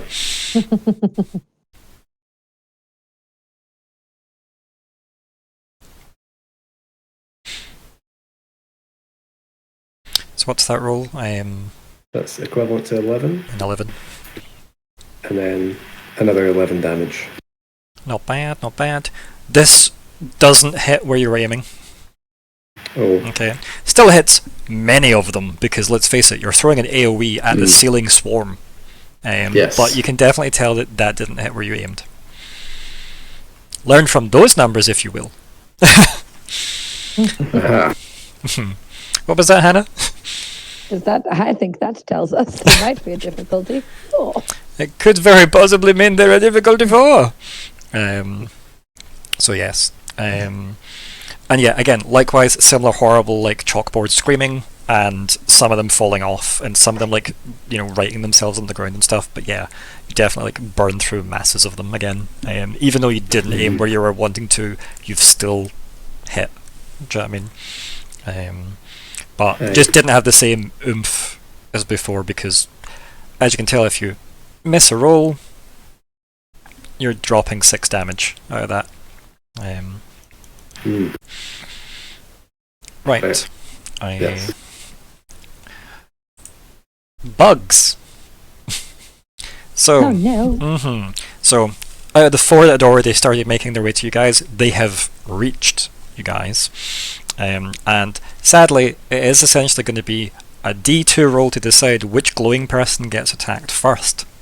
So, Hannah, would you be a dear and give me a D2 roll? Because we know how much you love typing R, like Oh no. / R space 1D2, and Falkwin will be 1, and Ignysera will be 2. Is that correct? R / D2. Space 1D2. Space 1D2. And Falkwin is 1, Ignysera is 2. No. Nope. So that's R / we want / R. Right, there we go. Yep. And it can be a lowercase. Yeah. Yeah, it doesn't need to be caps. 1D2. Attention! Go! Yay! It's I don't Ignysera! know. I'm so sorry. It's okay. Oh, no. So, Ignysera, I need you to give me a defense roll as one of these big skittering things comes at you and like lunges at you with like they're kind of like claw-like mandible things that you can tell are how they've just been chipping into rock. So they're almost like climbing axes. Ooh. How do I do a defense roll? Is it just... So, Hannah has deduced correctly, these things seem to be difficulty 4. So you are using a speed roll to get out the way. So it's a speed defense roll, and the difficulty is 4. And you can obviously do everything you would normally do with a roll at the same, because all the rolls are the same math. Okay. And, But if you're spending effort on this, it would be speed you'd be spending from, rather than intellect for your magic. Okay. So speed and bonus. I will leave the difficulty as unknown, or shall I? No, it's 4. Like, you may as well put it in if you know it. Yeah. Yep. Where did your armor class come into this? You don't have an armor class, you have armor. And that is damage reduction. Damage reduction. Okay. Yeah. I will spend. I'll do 1 F. Yeah. So that means I have to take 3 off in a minute. That's it. Nothing. Plus. Hey! So this thing lunges in at you, and like you hear the clink of stone being split as this thing's claw like smacks just in front of where you were as you like dodge out the way. Does your shroud? Do I need It says automatically inflicts 2 points of damage to anyone who tries to touch you or strike you with a melee attack. Perfect. I will make. They notes. tried to. So. Yeah, they did. Okay, so we know that Bugs 1 has definitely taken 2 points of fire damage, and it doesn't seem happy about that. You know, it's on fire. Like it's burnt as it swung through your shroud and hit into the stone, and it's like, you know, does that thing where it struggles like twice to pull the thing back out and then pulls it out. Not bad, not bad. Okay, Lockhart. Alright, what do we reckon? What's the chance that these things can understand human speech? We won't know until we try.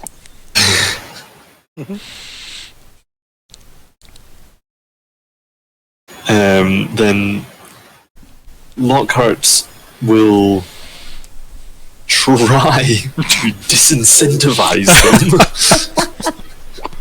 I love it. Make feel really bad about themselves. So hinder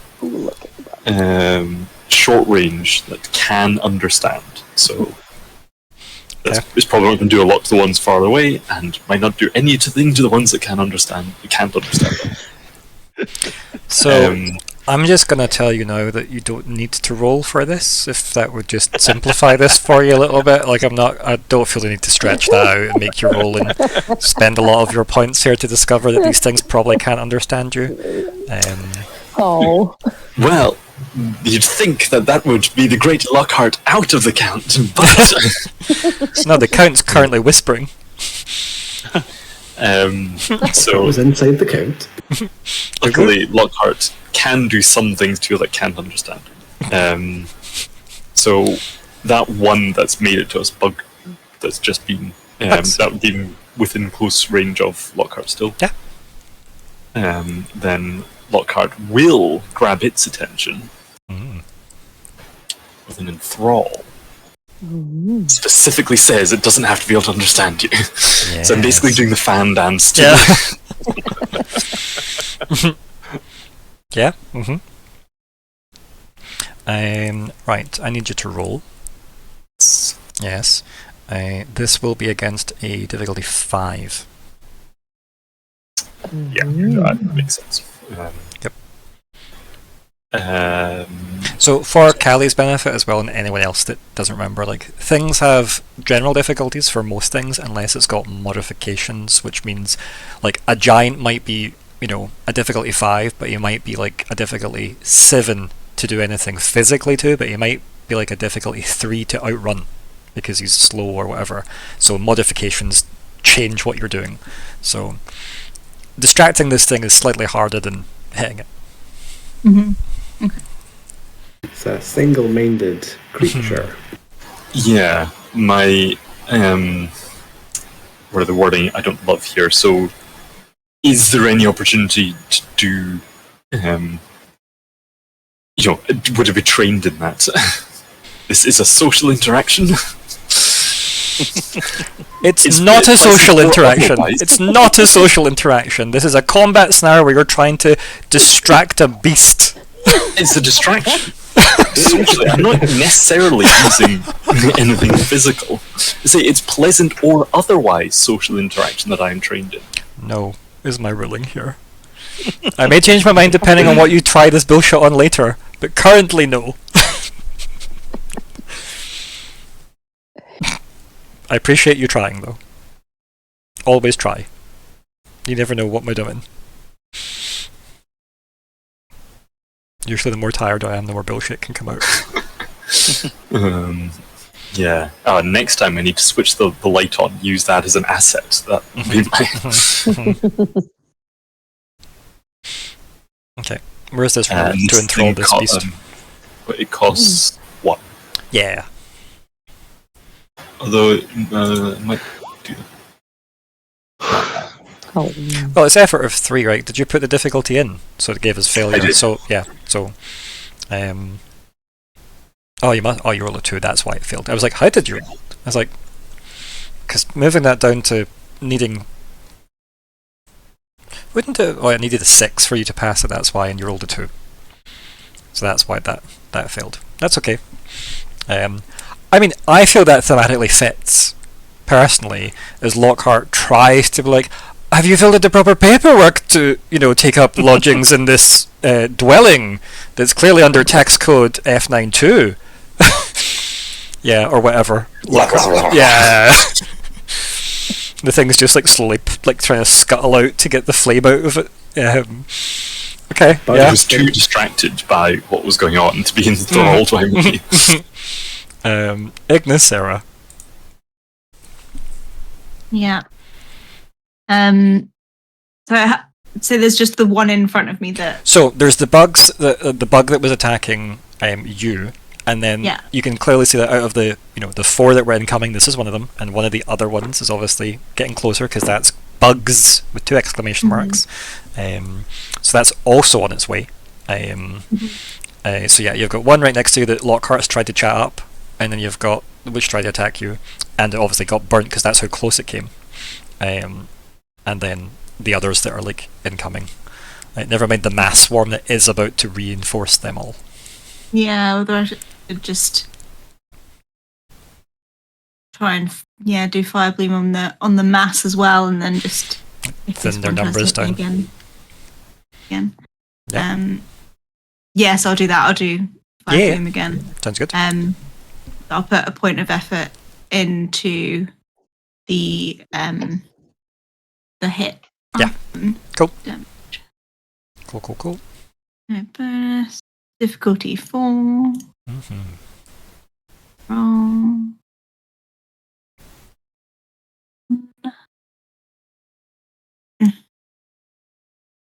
No more.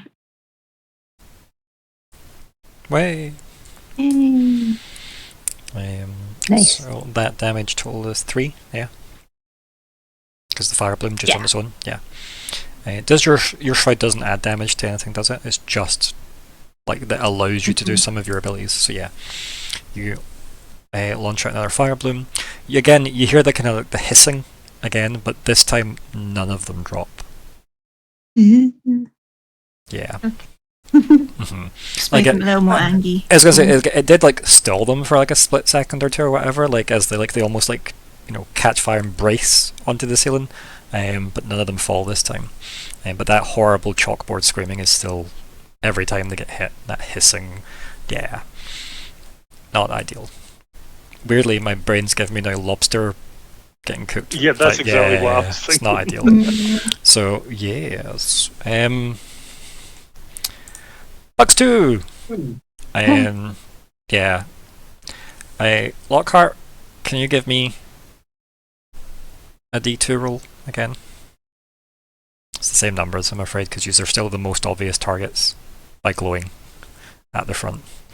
I mean, the balance has been struck. It's yes. It is Falkwin's turn this time. So again, it's a difficulty 4 defense roll that you're doing for speed. Okay.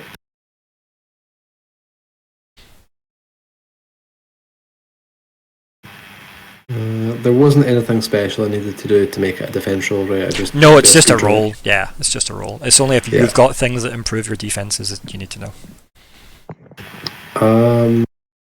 Let me remind myself how the quick wet works.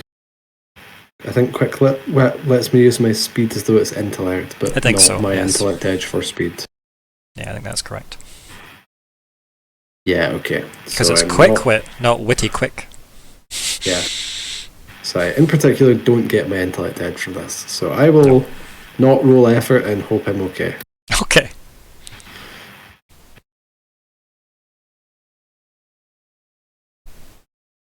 Hey! Yay, barely. Yeah. Yep. So again, that like surge of power that you seem to be rolling with, like, you know, in the glow, like you catch at the last minute, another one of the bugs like jumping off the wall and landing like in front of you with that same kind of clank where the two of its pincer things go in. But again, you've managed to duck out the way enough. Not bad, not bad. Myr'ra. Oh, okay. So two are like engaged with us now. Yeah. So in front of you are like Noya's like with you, casting the buff with her spear. In front of you is the two glowing people, and in front of them are the two bugs. Okay, cool. I don't like the look of But this. everything's in short range currently of this little description. The other ones are, you know, getting closer. I know. I'd heard Lockhart tried to do something and felt like it did not work. Would that give me an indication that trying to do some kind of like mental attack might not work either because their minds might not be? I mean, the thing you could probably gather is that Lockhart tried to, you know, negotiate ultimately, right? And they didn't respond to negotiations. Okay, So I don't think you can infer anything mental about that other than Lockhart might be mental. To be fair, I encouraged him. Yeah. Oh yeah, 100%. But yeah, you could probably suss out that they're not reasonable creatures that way. They seem to be instinctual creatures. It's trying to decide between the mental and physical sides of onslaught. Well, I mean- let's try physical because I don't think we know armory things yet because we've only been using sort of fire. I mean, they look So that might be obviously the- they've got chitin plating, right? Or chitin Yeah. plating, however you want to say that. I think it's meant to be chitin, but I preferred chitin. Or is it chitin? You're definitely saying I I think forget. it's chitin. Is it chitin? Okay. I always forget that Titan. around Honestly, I do too. Like every time. I learned the I'll word look back it in up and then Morrowind, forget. and I'm like, is it chitin or chitin? Yeah. So chitin. I think it is A chitin. chiton, I think, is like one of the robes. The Yeah. Greeks. Actually, these Okay, are all Greek I'm- bugs. Yeah, how did you know? You could I'm scan gonna one try now. Physical onslaught first. Okay. Because she's trying to like gauge Mm-hmm. what her best option is. So I'm going to attempt to onslaught them. I think it's a difficulty 4. So I will tell you this though: if you scan, Oh, you could get some info instead. that is true. So you know their levels, so I'll offer you something juicy. I'll tell you their health. Yeah, do we think that'll be? Yeah, that's ta- also that's probably quite useful. You tell me, because an attack also could potentially do damage. So How do we feel, team? Would we like more info, or would you like me to hit one of them? Maybe. I mean, if you can hit one of the ones that's going to be on top of us, that lets the artillery continue to fire without being annoyed. And well, I mean, the artillery currently have a bug each. So, and there's 2 more Yeah. directly incoming. Yeah. if you can help out the artillery, that'd be good. Yep, I'll try and take one. I'll try and take one out. Okay. I'm going to add effort to roll and effort to damage, I think. Okay, 1 each. Yeah. 1 each. Okay. Don't have an asset. And what's I this also against? Bug I'm 1, going to go against bug the 2 one. Bug 1 is on it's Ignysera. Ignysera, and it's already taken some Yes. damage from the fire. Yeah. I'm going to go for that one 'Kay. because I might have more of a chance of. Makes sense. Doesn't. Oh, it does cost something. Mhm. I don't remember what it was. I think it's 1. I think it is 1. I think it's 1. Yeah, onslaught. Yeah. And I'm doing effort to damage. Mm. No, I can't move and do something, can I? You can move like the smallest range, like to engage something if you were next to it. Like for example, you could move to the other side of Yeah. Lockhart, for example, Okay. if that makes sense. It's a very short. I wanted to vaguely make sure I was slightly closer to the bug and further away from my friend. In case. You're kind of in the middle of everyone, so Yeah. yeah. Yeah. Well, You could get like uncomfortably close to Ignysera if you wanted, but then that might get toasty. Okay.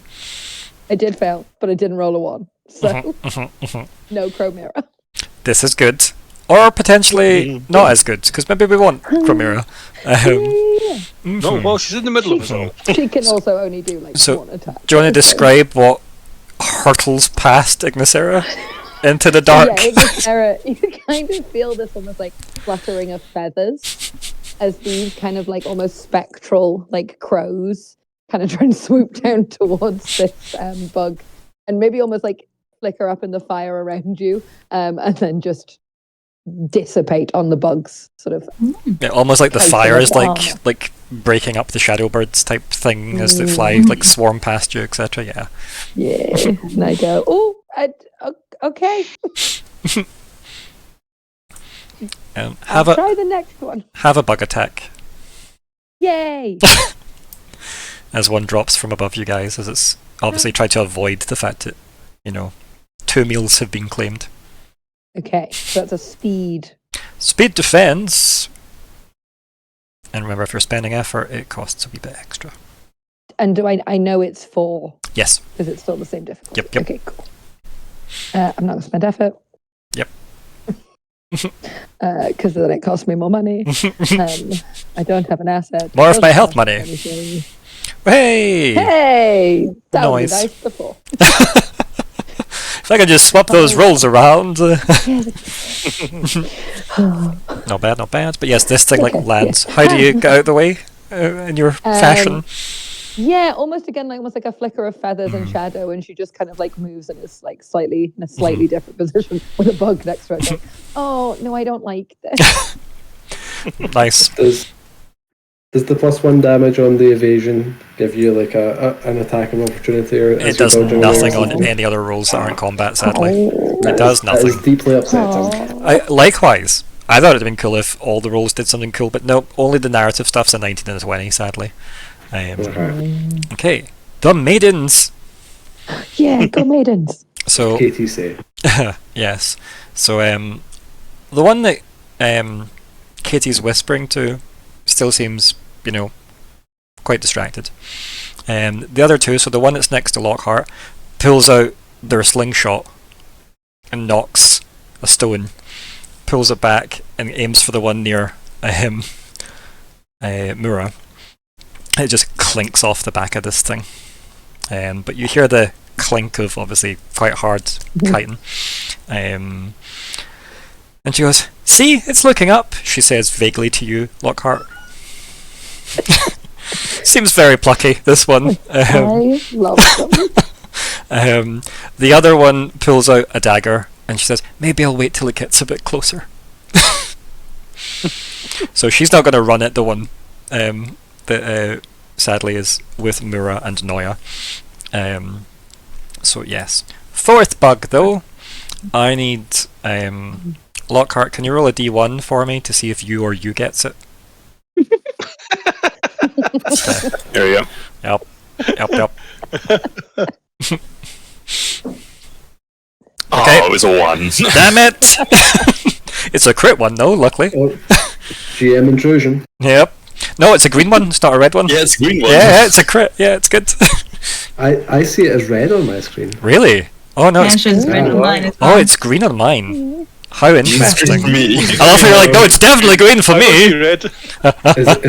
Is this some Roll20 cursed spaghetti That's code? Where mad. because it's 1 out of 1. Yeah. It's both a nat 1 and also the maximum thing. So it's I just love that- deciding which one. I love how it's just gaslit half of us though. Like, what the fuck? Like, Yeah. anyway, so Which half? it's yourself, Lockhart. Speed defense. Yes. And you don't wear armor, do you? No. No. Yeah. But that means no penalties to any spending though, which is nice. And I take it the one that we were given from. Noya. Oh, Yeah, that's on. If you haven't moved away from her, so yeah, it's still on. yeah, but it doesn't give you a penalty. No, that's just a buff. Uh, Yeah, that would suck if buffs also give you armor penalty. No, it's only if you're wearing armor itself, not the armor stat, but the armor clothing. Kind of like Blessing of Iron Skin gives you +2 armor, but also doubles your weight. So we just need a speed defense roll from Lockheart, difficulty 4, bugs all round. Is my textbook as the asset. I love the idea that like wanted that elven maiden was like, "I'll maybe wait till it gets a bit closer." Oh, Yep. nice. Well, hey, not bad. Lockhart, do you just do like, was it a 720 no scope spin through the air to dodge that? Yeah, like Glorious pirouette. Fires it into a wall. just the ongoing jokes about Sheev. Mm-hmm. It's so good. I did use effort, and yeah, that's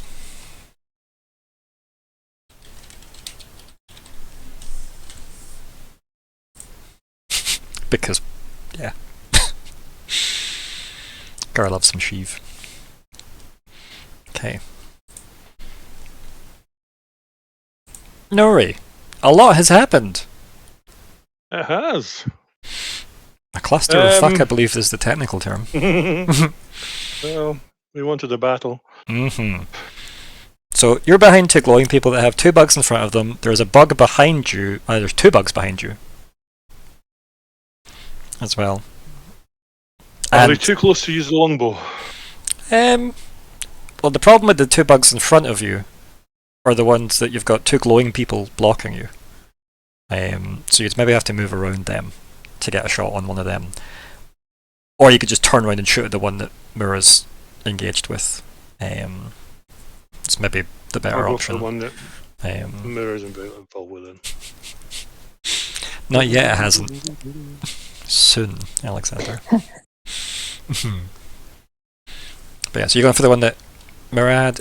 The one that Ignysera is fighting is the one that's injured, FYI. No, I'll go for the one that Myr'ra, cool. is in front of Myr'ra because I don't want to move out of the +1 defense range. No, you wouldn't. You'd be fine. That's like a reasonable range, so you're good. It's just manoeuvring around.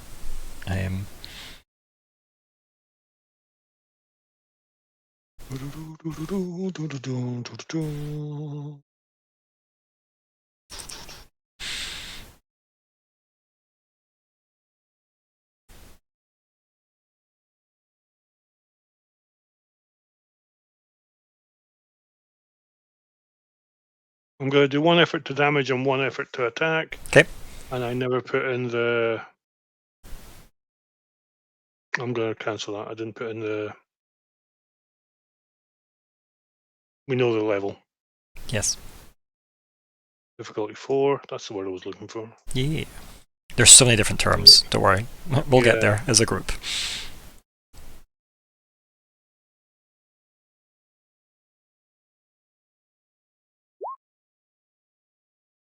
Well, hey. Nice. Nice. 7 damage. Hell yeah. And That's that a lot one. of damage. That one was to Bug 3? Bug Bug 3. Noise. And that was your arrow? Yeah? Yeah. Cool. Your arrow. And I'm just using my normal arrows. I've not used the +1 armor. Yeah, I assumed you'd say that, obviously, before. Yeah.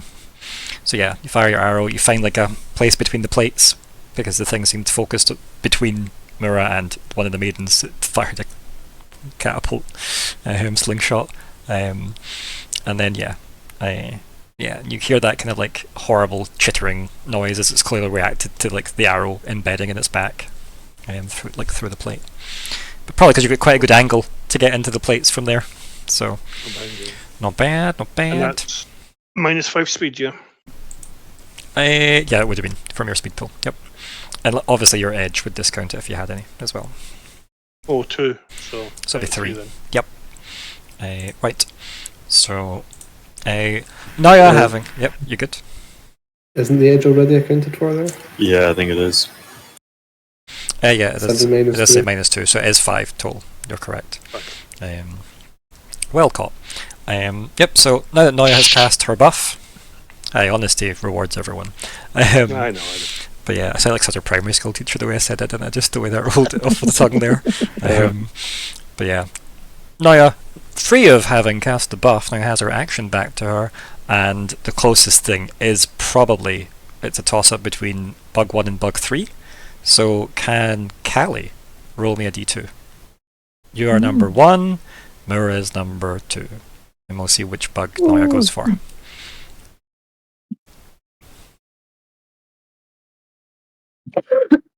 Not bad, not bad. So, yeah, she leans forward, stabs into this bug with her spear right through the plating.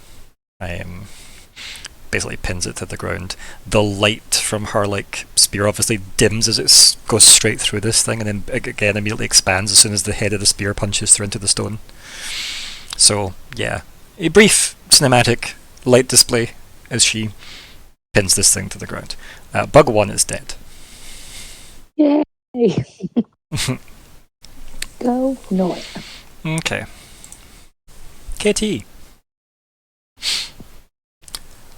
The maiden KT seemed to be whispering to collapses to the ground.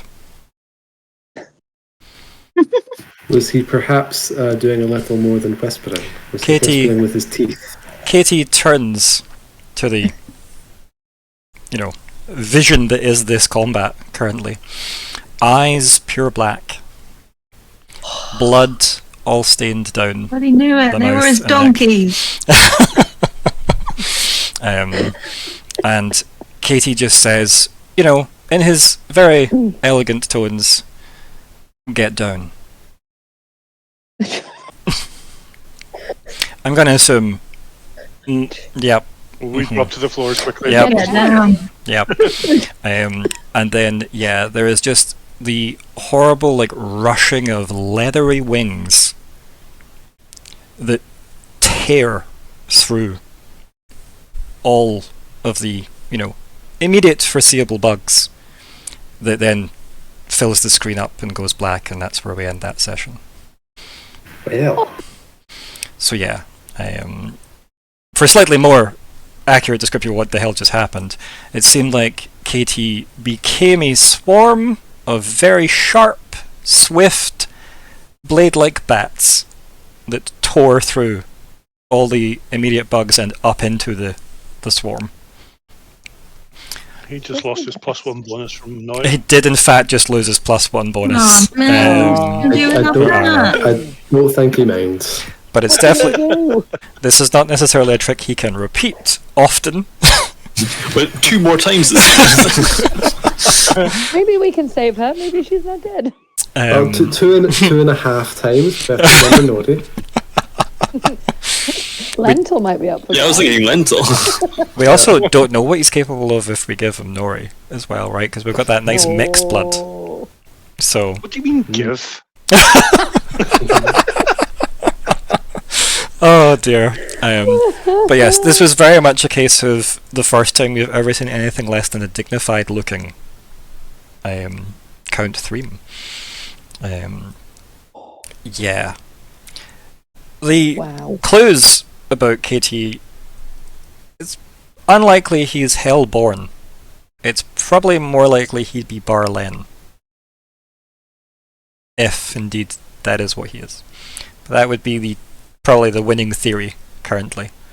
And who knows what deal he made and with who. But the scope of what you have witnessed KT being capable of definitely seems deal maker rather than inheritor. Although again, Myr'ra, not a million miles away from what KT's shown so far, really. Yep, swarm of crows, Yeah, swarm of bats. After he is someone before. Yeah, it's just a different class, right? He's a set up and bang, you're a bang and recharge. Yep. But yes. So, what would you like to call this session? Other than part 1. Please put your suggestions in the chat.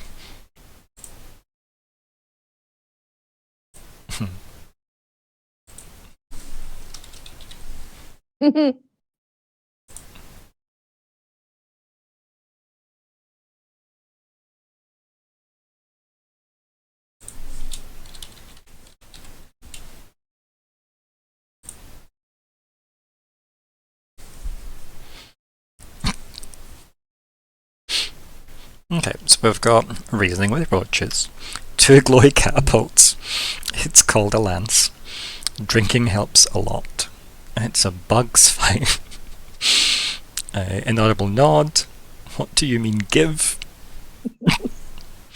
A lot at stake, hi-oh.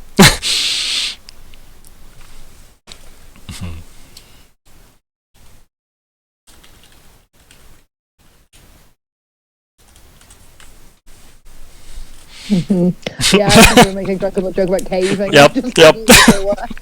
It's the least effort suggestion I've ever had. I think it's just spelunking because there was a cave. Oh, I like that. Talk softly, burn brightly. Sounds like the help manual that Ignysera will write after this journey. Right, get your votes in, unless there's more suggestions coming in. Looks like it.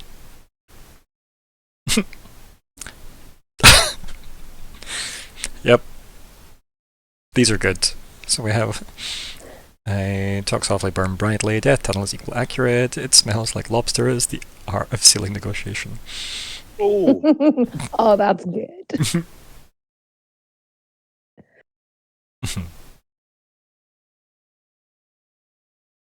anyone that's read the Stephen King's Black Terror books. Lobstrosities is good. Negotiations were short. Too many. So we got one there, one there, one there. So we're waiting on 2 votes. Is that right? No, no, no, no, no, no, no, no, no, no, no, no. Yeah. Not playing this game.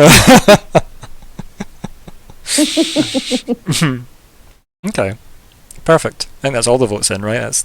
Yep, perfect. I would also, if it came down to a tiebreaker, I would also have voted for Talk Softly, Burn Brightly. It's good. It's the right length.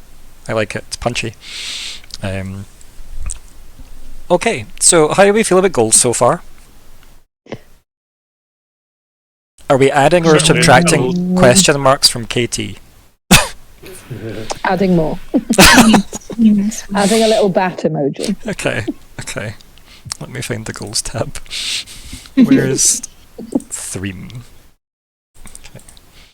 Let me add in the bat emoji. Thank you. You're welcome. Yeah. I feel like we're not too surprised that he's very capable and powerful and vampiric. The question is more, is he going to end up being the big bad? We've had this conversation before. Nah, he's our favourite. Why would he ever betray us? Totally chill. Fine. Could we argue that the bugs were rich in property because they had all these caves, and that if we now eat them, we have eaten the rich? If you eat them and they in fact turn out to be rich in protein, perhaps. Okay, we could work on I that. thought we just It is dungeon messy. didn't we establish the bugs were like squatting here? They've not played their LBTT. Oh, I This is why I said protein, not property. Yeah. See, that's another one. Protein, not property. I mean, true, yes. That's some kind of like TV show where people who like go to the gym then also flip houses. So, is it cake? One of those types of shows. Player Okay. moment. I guess I want to I've pick some of these shells and feed them to Army. Never mind. Moving on. Okay, cool. Any other goals? Are we adding any? Are we removing any? Sean? I mean, as far as personal goals go, I've acquired one to get Aliben's garage out, and she also suggested a first project, which I didn't write down and probably should have. I think it was to make some sort of items to help with, it was either stealth or perception or neither. It was mostly just getting through a cave in the dark, really, right? Like, Yeah. right, so Falkwin goal, and it was kit out. Probably should spell her name right. Aliben, and a do project with her. I wrote her. Project with Hey. her. Heh. Okay, that's added in. I don't know why I capitalised kit. But whatever. We all know what we're looking at. Any other goals? All good. All good? All good. 2000. Sorry. That's okay. So, none from Nori, none from Myr'ra, none from Falkwin, none from Ignysera, none from Lockhart. Cool. Perfect. But yes, probably worthwhile adding those bats to Contrum. Yeah. Definitely seems like a step along the way to sussing out more about him. I notice that the overarching quest of getting the dinosaur bird flower triplet of things for Sira is not on the list. No, Although it to be. it is not, is it? That's also because I told you guys to type them into this chat as goals to save me all the work. So I'm just going to be stubborn now and make use of that. I wrote down the spellings. Okay. Then you have a job. I'm on it. Okay, if that is the case there, we'll jump into wrap-up chat then, while you are adding stuff to the goal list as well, and I'll edit the goal list to look nicer once it's got its updates. But let's start off with Lockhart.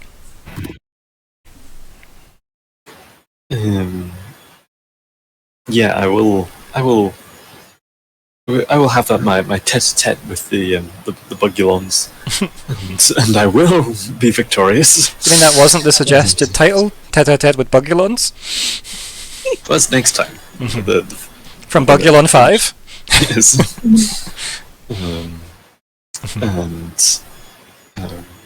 I say, Lockhart has some things that he can do if absolute escape from jail is necessary, but I have every confidence with the rest of you guys, so I think it was good to definitely see Ignysera's burning brightly and do some smash, I think.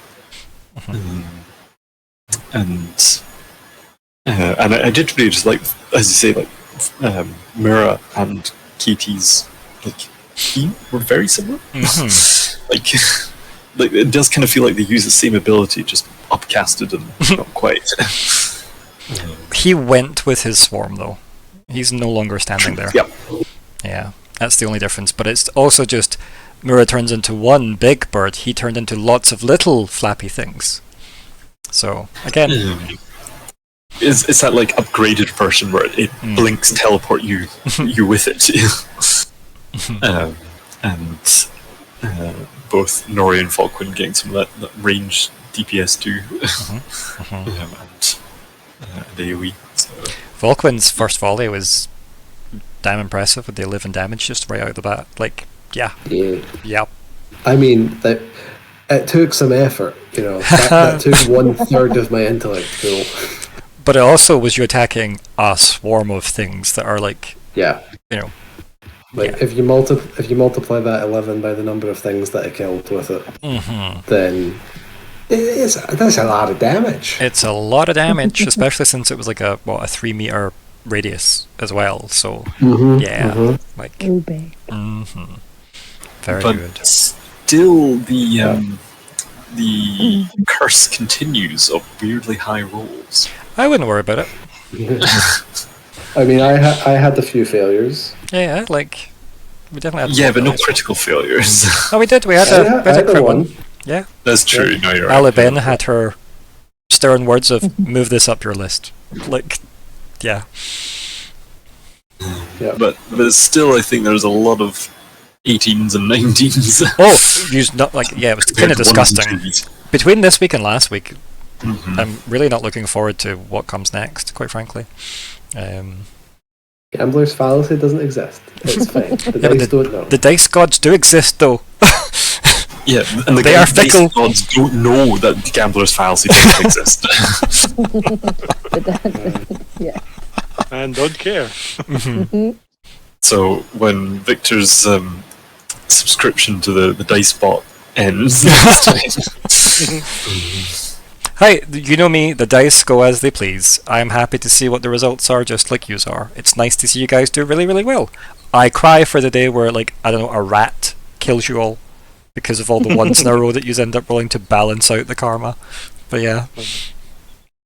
It's fine, because I'll be playing the rat, so Yeah, exactly. okay. But yeah, no, good to see get a bit more of what everyone's capable of when the push very much comes to show. Yeah. A rare combat for us as well. A rare combat. Anything else, Lockhart? I thought it was more well done. It was Charbroiled. very well done, yeah. Nori. Yeah, again, tonight was about the roll of the dice. It kind of dictated where we ended up, how far we got into this little cave. Little. How many days we're going to be in here, exactly. Yeah, as I say, yeah, it was all right with the roll of the dice and how we played them. Did we have to attack? No, probably not, but we wanted to. I was going to say, there was an itch she's Because wanted to she- scratch. Yeah. Yeah, definitely. It's as I was saying, I really hoped one of the rolls would fail and would get caught by something. Then that we would have to fight, because it's time to see. Luckily, Everything you've got a else. Falkwin who's like, I'm a glow, and so will they. Ignysera, actually surprised we've gone down the magic route. I thought that was going to be sword, armor, shield, and things like that. I thought and we might still see a tank here rather than just magic, but I was surprised it was magic we went down that route, but brilliant. Yeah, excellent. A dragon lady, right? I know, but Eldrath, kills it. Yeah! We know you were a dragon man. We know you were. Yes. No, it's good. Really good. Nice to see what people are capable of, as Alexander had said. Like, it's nice to get, especially if you're a slightly more combat leaning. When you've got fun combat abilities, like obviously I know Falkwin just picked up Fire Bloom and you, like, Ignysera had fire moves. It's nice to get a chance to use them. Because, we're talking to these NPCs that require talking to. You're rude to just burn them. Just ban them. A little bit rude. Anything else, Nori? No, honestly, it's been, as I say, it's just been some days we don't roll. It's all just RP. Today, the whole thing's been more or less. Well, it was very, like, the dictated two by scenarios the were roll. combat and, like, navigating and sneaking and, like, very roll-heavy situations, which is good. So we're getting our quotas in. Definitely. So yeah, excellent. Good, I'm glad. I am Falkwin. Yeah, I like changing the pace a little bit every so often. Get a bit of combat in. Like I've said before, I don't like it when like there's a quota of combat every single session, but I do enjoy combat, so it's nice when we get it. Just as long as it's not, every other. And hour. you own this, right? Because, like Nori said, like, yous caused this fight. You could have tried to avoid it. But that's what I like about it. It's there, it's avoidable, maybe, but sometimes it's fun just to be like, actually, let's open. And that's why you've got your free round. And it gave us the choice to do that, the choice to be able to say, well, hang on, we've got two characters with big AoE artillery nukes, so we can seize the initiative here, rather than risk, sneaking and then they get the drop on us in their full numbers. Yeah. That would have been a lot more risky. But yeah, and it's nice that it's a different type of combat encounter than the one with the Ferren. That was one single big, bulky, really powerful target that we had to use different tactics on than how we were dealing with this, where it was the sort of really big horde that we needed to focus the artillery on while everyone else kind of defended the artillery. It's like different tactics. It's fun. Oh, good. So yeah. Anything else? No, that's about it. It's nice. Yeah, I'll never say no to getting a hook as punishment for failing a roll. Yeah, it's always fun. Intrusions aren't always bad, if that makes sense. They're meant to change the narrative, and making Alu Ben say the priorities have shifted for us, by the way, and you're like, oh, okay. Like, then that leaves it entirely up to you to go, have my priorities shifted aligning with hers, or is that a conversation we'll have later? So, like, because you don't always have to agree with her, right? That's half the exciting part about her having agency. But no, I thought it was more interesting just being like, oh, you dropped your pen and then it leaks all over the floor and then you slip and then there's a banana peel from the ceiling because somebody left their lunch up there. Like, do you know what I mean? It gets a bit silly. But no, I'm glad you enjoyed it. Also, I'm just excited to get Eleben equipped. That sounds fun. Yeah. I was impressed that you came up with that as well, just because my mind went immediately to, well, hang on, there's not really any way this can go wrong for this particular role, but I guess I was being too small-minded about that and not thinking sort of big picture enough. Don't worry about it. I've got you covered. I do my best when under pressure or last minute. How does this make sense? Oh god, I need to come up with something. And then, like Alexander warned earlier, 2 years' time, there'll be a reference to it somewhere in a game somewhere, and you're like, wait, what? How is this connected? Yeah. But that's fine. I mean, even the Abradak equation being linked to another game very, very loosely is, you know, the parts where I can have some fun with. But no, it was good. As I said, I'm glad you were enjoying what I was doing. Happy days. Hannah Banana, aka Myr'ra. That was fun. Yes, really like getting to see like lots of different like people in their element. Loved seeing AoE spells because we kind of haven't seen that at all yet. And that was really cool to see kind of what is possible. Very, very fun. Nori being all sneaky. Very much enjoyed. As always, like how Lockheart tries to find, can this be officious? Can I make it officious? Love it. Katie being Katie is always very exciting. Noya seems fun. I feel like she's got big like ant energy of like, I have to look after my like siblings' children, and I did not sign up for that. Yeah, there is definitely what are they doing? Have you seen The Dragon Prince? Because Amaya was a strong influence for her. Yep. Oh yeah, totally see that. As always, like to be Chimera for a little bit. As always, glad I didn't eat my friend. Yes. I just knew there was a full moon I had to account for at some point. Yes. And on the drive from, because half an hour before we started, I was in Glasgow and had to get home. And it's a full moon. And there was a full moon, and I was like, wait a minute. Thank you. Yesterday, and I was like, oh no, I can feel it. Amazing. Yeah, I hadn't clocked until Falkwin just re-mentioned it. Was that Myr'ra is the one trying to do the Abradak equation. Yep. And which was made by Myr'ra. Yes. And I was like, no, my brain hurts. It's ironic because Myr'ra, you would think would come after Sira. Yeah. Right? Because time. Yes. Loved all of it. Can I also mention that Falkwin named Sira? I didn't name Sira. That's just coincidental. Tells the story it wants to tell. Love that we picked the fight. Yep.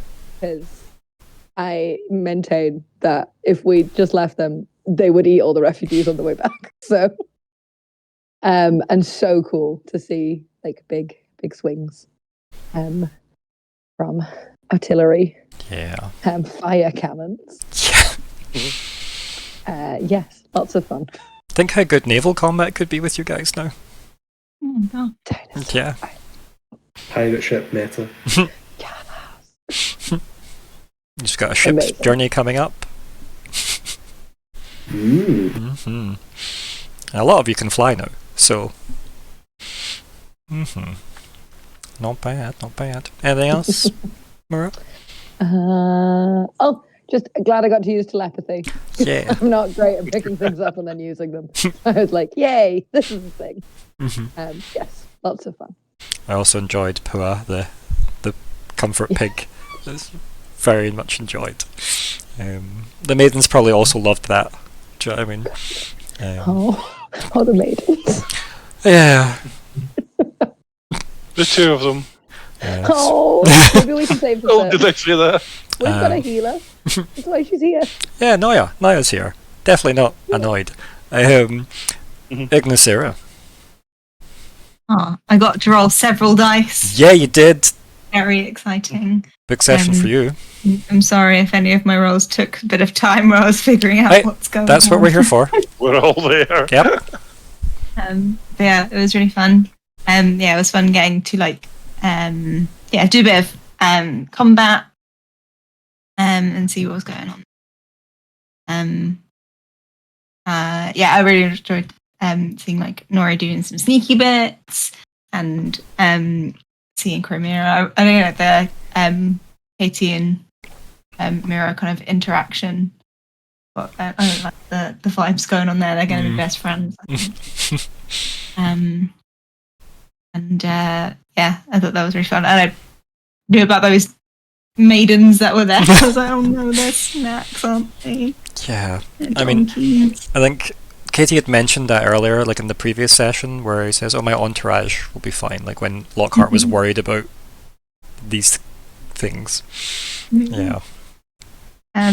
Yeah, it was really fun. Excited to see where we go now in the caves.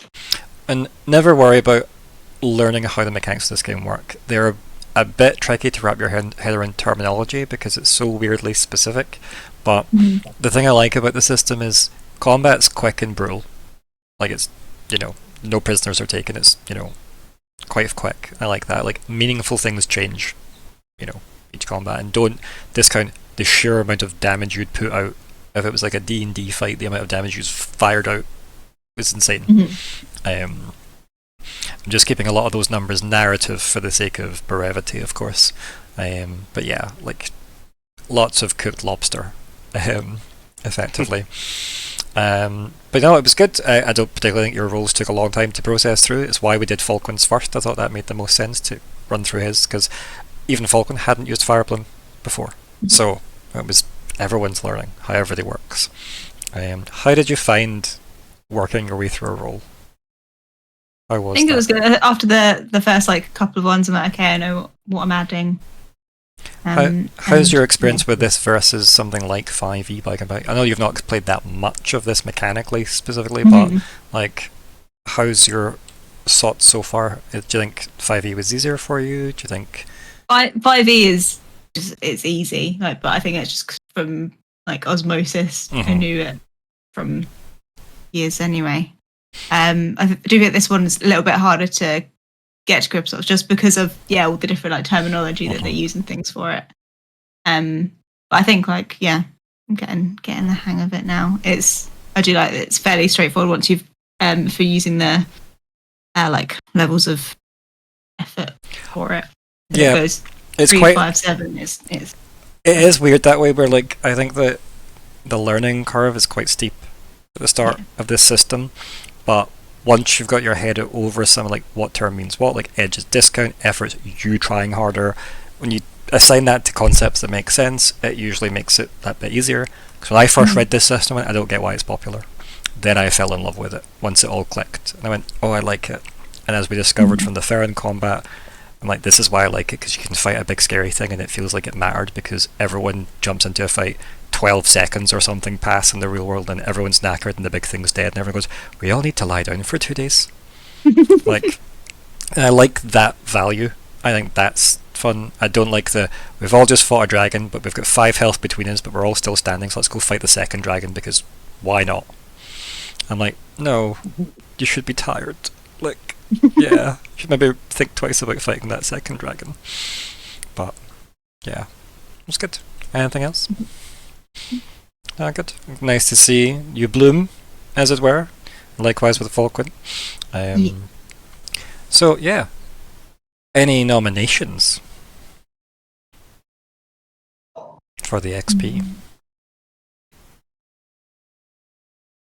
I want to nominate Myr'ra for being Myr'ra. Essentially, going off and getting her snacks and opening up to Katie. I think I would vote for Ignysera for finally getting to jump in. I hadn't realized that you hadn't rolled yet, so that was very exciting. That you got to do like your first roll and then straight into combat. Like the first was like a teleport sickness. Like, can I hold it together? Yes, I can. Yeah. This looks good. And very cool to see dragon stuff happening. Yeah, it's our first dragon in the party. Yeah, I would echo that. There you go. Yeah, just echo. I think it's for the first and for being a success, especially. For Ignysera. Yeah, I'd agree with that. Nice. Nori? Yep. No. All roads lead to Ignysera. Hey, bonus point of XP. Thank you. And depending on how the rest of the fight goes, you may or may not get XP for that too. But we'll need to wait and see what happens then. But yes, no, fun session. KT's stealing all our experience. Yeah, they're not mentioned as per kill, so like I think between Falkwin, Ignysera and KT they might have like stolen most of the XP pile there that's available.